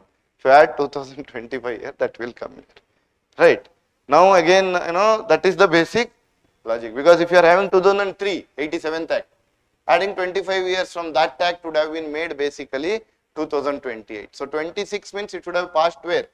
2021 itself. So that means that this will make sense. Even though some small clue you are getting, right, from there you are trying, still you should be in that position to do it. Getting my point? Right. So that is the basic idea. Right. Okay. This will, I'll post tomorrow. Right. I'll share the PPTs, whatever the important things are, right. But have that 1 month is there, don't worry about your scores and all. Getting less, getting more does not matter. Right. Just go through the PYQs, understand what is being asked from every topic. Whenever you are getting scared, rather than looking into various institute ka paper, look the PYQs. You feel better because you know that much, because the whole idea is who sets the paper there are the college professors, right, who are there for a master degree. They don't want to do minute change and make you trap. They want to check your overall understanding of the subject. Their intent is what? They don't want people to make something lake is there, I will make it tank, then I will ask a question. That is not how they are checking. They want to check overall understanding of the subject. So the major change will happen. Only, RBI will be made SEBI, right? SEBI will made as, pension corporation or, that kind of, something else, IRDI. Like that, they will want to know whether SEBI does this or RBI does this. Do you have this idea or not? That is what they are going to check. Right, the residuary power is also given under Schedule 7 or not, or that is a separate article in the Constitution, that they want to know. That's it. Right, they don't want to have the minute understanding of the subject. One. Second, their job is not to set the MCQs on a daily basis. Somebody will ask them once in a year, maybe in CDS, UPSC will tell them that, you give some paper. So then Delhi University mein best lecturer will take the paper, he will set it. But his job is not to set the day-to-day MCQs. But in the institutes, what will happen? Every institute mein there is a team. They will set for Sunday test also, then for other tests also. So on a everyday basis they will be sitting. So what will happen in general? The basic question first round when they are setting, they have done with. Now when they are doing for the second round, they feel like this is already asked. So they start making the small topics also, because the important topic maybe in one test or other test they would have asked, they feel like don't want to repeat, right? So but when you are writing, you feel that many have been out of place. So this is why, we have spoken with the content team this time, and they have tried to make it more relevant as per the current affairs and other things. The language and other things can be still improved, but if you look at the topics, it has been taken in such a way that either it is in the current affairs, right, and it is important for this year, so only that kind of topic has been taken, right? So what I am saying is that you have to understand, UPSC professor will not make that minute changes. Because one, they don't want to do it. Second, they are not well versed to do it because they are not doing it on a daily basis. So they will make the major changes only. So don't run behind minute things when you are reading also. Have the broader understanding, revise static as much as possible. Current affairs keep less time, but you study everything in the current affairs in one liner or two liner. You should be knowing it only if it is something very, very important. Simultaneous selection, then which articles will get affected, that kind of things, study properly. If you see that the gravity of the topic, if you feel very, very important, otherwise some small mission is there, which mission, who is actually launching it, for whether it is for Venus, Mars, what for it is, that's it, only one liner. What are the component within it, they have used a telescope, so that those things are not really required. Don't pressurize yourself in the last 1 month. Just give it, relax it, and then give the tests. Okay, try to revise static as much as possible. All right. Okay, so I'll also put that question paper discussion ka whatever 18 to 24 what we have discussed, that also I will put it somewhere in the prelims guidance program group mein, right? It is there in initiative of the Insight mein, it is there. Initiative, you can go there, you can just go through to understand how the thought process, how we have discussed here, like that I have discussed there, how about the 18, 19, 20, 21 paper mein, how UPSC question has been asked, what should be your thought process, just go through it, so that you get a idea how you are supposed to think also, right? So remaining 50 question, I don't think again we need to need it, you just go through the synopsis, but try to understand it, and we will meet tomorrow for CSAT. Okay, all right, so thank you.